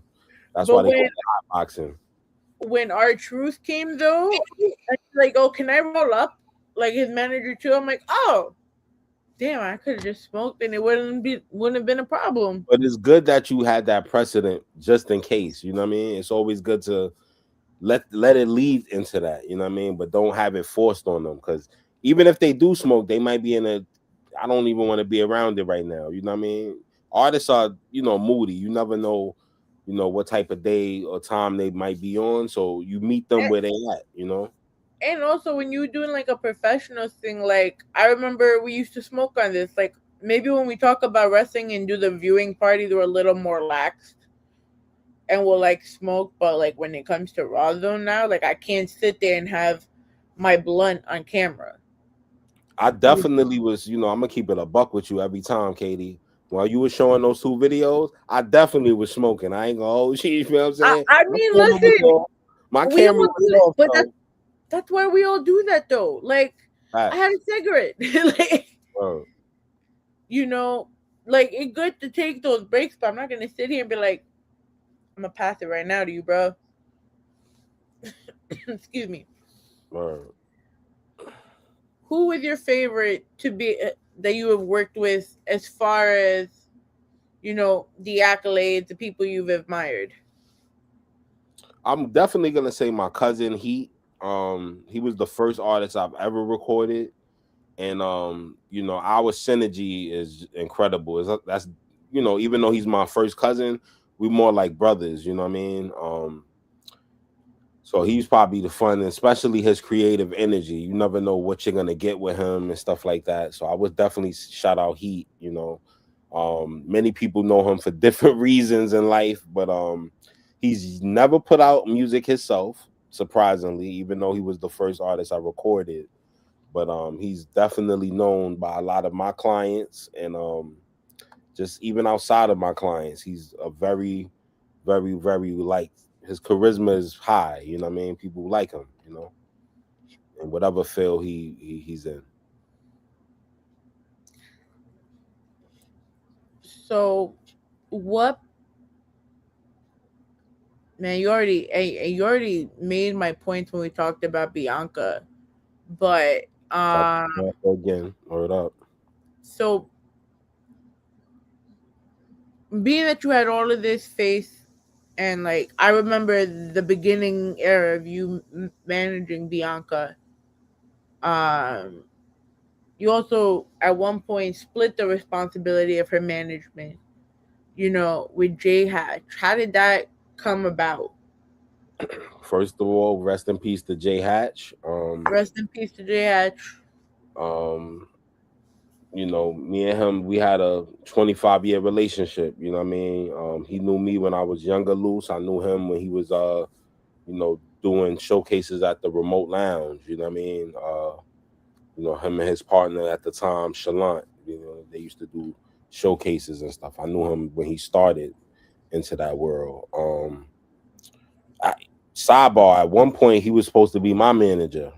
Little known fact. But we didn't manifest it, and it's just crazy how it came full circle. But basically, to answer your question, he had a song camp. That's basically where he gets artists and producers together, and they collab and work on a record in a time manner. Like I believe they get like 30 minutes to create. They get the beat prior, but then they only have 30 minutes to create in the studio. And it's like a round robin situation. Everybody goes. And I told Bianca, I say, I want you a part of this. I want you to meet Hatch. You know what I mean? I know once he hears you, he's gonna, definitely see what I see. You know what I mean? So she did it. At the end of it, she told me she was leaving. So I hit Hatch up. I texted him. I was just like, so what you thought about Bianca? You know what I mean? He was like, yo, she's a star, bro. You got one. You know what I mean? Then the next day he actually hit me. He was like, yo, E, can I talk to you when you got a minute? So he hit me up on the phone, and basically he was just, long story short, he was humbly asking me. He was like, I would love to co-manage with you. You know what I mean? I definitely could help your situation, and at the same time you could, because he's way more experienced in the management side than I am. You know what I mean? He's managed artists and producers for, I want to say, 15 years at that time. You know what I mean? Experience wise. And I'm like, yeah, it'd be an honor. And I jokingly said to him, it's like, it's funny, it's full circle now. You know what I mean? I didn't get to be your artist, but you get to help co-manage my artists. This is crazy. I never thought I'd be a manager. So it's just like, it's just hilarious how, things manifest. So that's basically how that happened. He had my blessing. I spoke to Bianca on it. She was definitely, she took a liking to Hatch instantly at the song camp. She seen how hard he worked, how dedicated he was. And, Bianca's very smart, very analytical. Like I said, I pretty much got to tell her things maybe one time. She gets it. It's not like, you know what I mean? Like, she's been here before, for real. So rest in peace to Jay Hatch, man. No, seriously. F cancer. Word up. That's the campaign. Like, I remember he was supposed to speak at one of my events, and it was right before my birthday. And that's when he just found out. I guess he was going through the process of him having the cancer again. Yeah. Because he had, he was in remission. He was in remission. Yeah. He was doing well, Crazy. But to see the impact he made on so many people. Absolutely. It's crazy.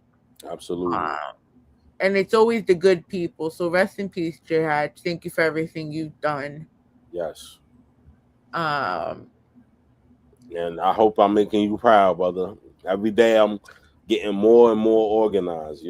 That's his thing, organization. That was one of the things that I felt that. Even to the point, I'm gonna tell you this, like, how your email, you use Gmail. What you use? Gmail? Yeah. You open up your Gmail, the average person has their emails. You see the emails, you know what I mean? There. His is empty. Empty. Like, it was so organized how he had it. It's like once you open up that inbox, it was empty, yo. I never seen nothing like that. And I'm like, yo, where's it at? And it's like he had subfolders and stuff like that and important folders hidden, but it was like his inbox was empty. And he was with checking it every morning. Like, it was just, that's diabolical. Like, incredible. I never, you know what I mean? I never seen that like that. He's one of the most organized persons I've ever known. Like, word. So that's my thing. I'm trying to just step up if I could get to half where he was at, I'm accomplished. Real talk. He was incredibly organized. Like, I never seen nothing like that. That just amazed me, yo. Word up.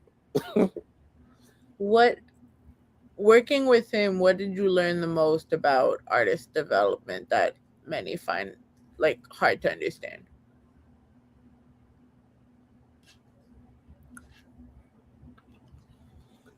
It was more validation because, I was probably 6-7 years into management, but basically, it's a process. It is give and take. You don't always have the answers, and that's okay. You know what I mean? Sometimes you got to figure it out, and sometimes you got to readjust too, reanalyze the plan. You have a plan, and you might need adjusting. It might not work as the plan is devised. So it was just validation in that, because I looked at that like, damn, I'm failing, but that's part of the process sometimes, because you're also battling life and real things, so readjusting. And even his life is a testament to that. We had the readjust, you know. She's still on his on her IG page, he's still co-managed, you know. It's no removing. He's always gonna be a co-manager in her life. I know he's watching over her, and I know, you know, I hope we're making him proud, you know. But I feel we are. I feel he is proud. And I mean, that project Bianca put out recently, Bloom Season, was, oh my god, that was just next level. the Thank God for Another 24, the last record on the album, that's a tribute to Hatch, you know. Yeah. You know, she wrote that, you know, basically the day she heard him pass, the next day she wrote that record. And I think the following day we went to the studio and recorded it. Like, you could really feel everything in that album. Like, she really resonated. It's honest. And you see her growth too, vocally. Oh yeah. Woman, you know what I mean? Her insight, like, it's full growth, you know. I'm very proud of her, yo. I love that she also didn't do what a lot of artists do and put the other singles that were already out. Like, I love that it was all new music. Oh yeah. She loves to create, so you know she wouldn't be having that. And I let her lead with the creation. You know, I just got it. You know, she's the engine behind this shit. You know, so I let her lead with that creation part. And I tell her, embrace that as we independent, embrace that creative side. I actually, keep it a buck. I told her this year I want her to focus more on just pure creation. Let me focus on this business. Don't even struggle on thinking on that. Just focus on the creation. Get your content, your music. That's it. Like, just trust the process, because ultimately I see that's her winning. That's going to be the winning element to it. As long as she's consistent putting stuff out, it's a compounding effect. You know what I mean? And it's been like that for years, like since we started, you know.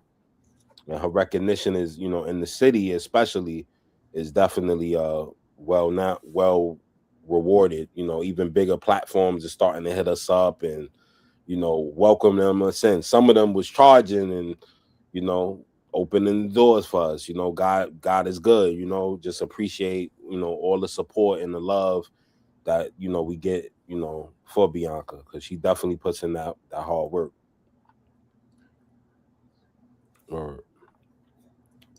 What is the difference between being talented and being legendary, and where do you see yourself in the scale of talent and legendary? Bum bum bum. Well, I mean, talent is something talent is something you'll build up to. You'll build up to being talented, or, you know, you could be born with talent. You know what I mean? Sometimes it's just in you. And being legendary is something you got to work towards. You know what I mean? It's literally what you put out, your output, what you've done with that talent. You know what I mean? That's what makes you legendary. You know what I mean? It's the work you put in.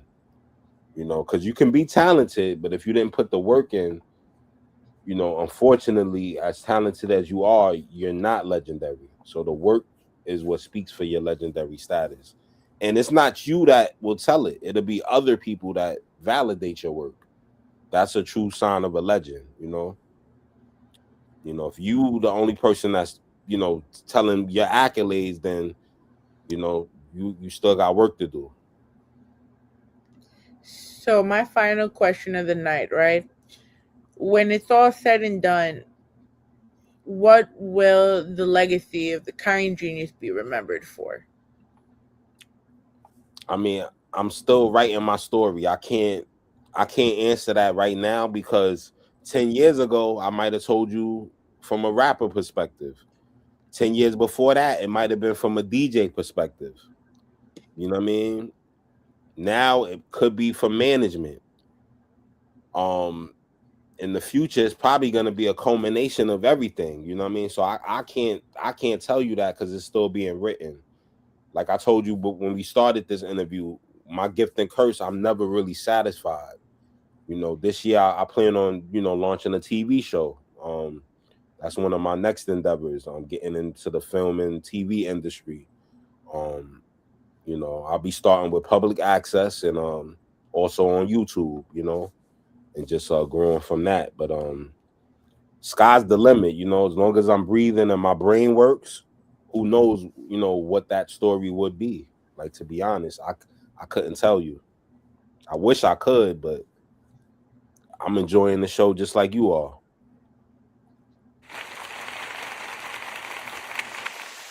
I hope it wasn't that loud this time, but thank you so much, hon, for sitting down with me. The only person that got me in my investigative bag. Nah, my fault. I put you to work. I just wanted to see what she found. It was You know, fun. like, it was just dope to me. I'm like, let me see what she found out. Like, where? It was fun because I didn't want to keep asking you. Like, that was my thing. I'm like, yo, I refused. I would tell Quan, I refuse to ask this man a damn thing. I'm literally going on some, like, hey, I'm texting Chuck, I'm texting Dave, I'm texting somebody. I'm here bothering Coney at work, like, yo, bro, what do I do? Like, he brought up, like, there's so many things to bring up, like the show, the Cypher era, the pyramid shows, all of that.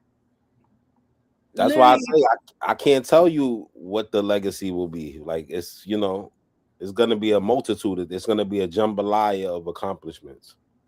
A jambalaya of accomplishments. That's fire. Ooh, That's that a sounds fact. yummy. Word. That's fire though, but it's real shit. So what is next for you? Well, the TV show. That's the next endeavor. You know what I mean? I haven't launched it yet. I'm actually finalizing the format of it. It's gonna be an hour format, 56 minutes for the TV constraints, but on YouTube it'll be like an hour. And no commercials? I'll be breaking it down. I'll be breaking it. It may eventually evolve into commercials, but for now, no sponsors or anything like that. But that's something I'll be definitely open towards as well to bring it up. But for now, it's just strictly content. And the show is called Say It With Your Chest. Chess is spelled like the game, you know, because I'm an avid chess player too. That was my first passion before the music even took a part. And it's basically calculated conversations. So that's why it's called Say It With Your Chest, you know? I can't wait to I'm trying. Or, we got that's this. the next endeavor. That's the next endeavor. Oh, man. My love, thank you so much for being here with us tonight. Where can they find you? The main place is IG at Kind Genius. That's KIND Genius, GENIUS. One word, at Kind Genius.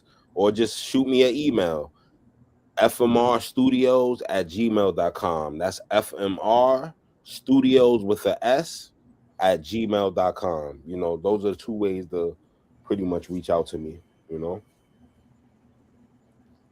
Guys, thank you so much for tuning in to Welcome to the Rawrrzone. Remember, you can find us everywhere, www.rawrzoneny.com.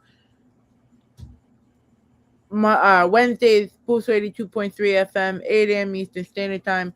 Friday, 10 p.m., the Evening Rush Radio Network. We are powered by Official Cap House as well as Wings Beacon Elite. Shout out to you guys once again. Next week, we have the Platinum Boy producer himself, the one and only Amadeus, will be in the motherfucking building. We are celebrating excellence in the music industry. We are giving our flowers to those who really deserve it. So catch us here next Tuesday, 8 o'clock on our website and YouTube. Let me just move this from myself.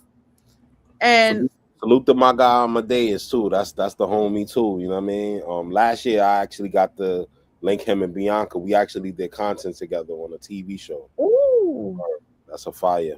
Yeah. Listen, man, he's one of the nicest people I have ever met in my life. Like, I remember interviewing him during the pandemic, like I did you, and I'm like, oh no, I gotta run this back again. That's dope. But In usual Rawrrzone fashion, I leave everyone with these parting words. I've got one more thing to say, and it'll only take me a second. I've got 2 words that I want you all to remember. They're very important. And if I leave you with anything, I'm going to leave you with these 2 words. And those 2 words are, I'm Batman.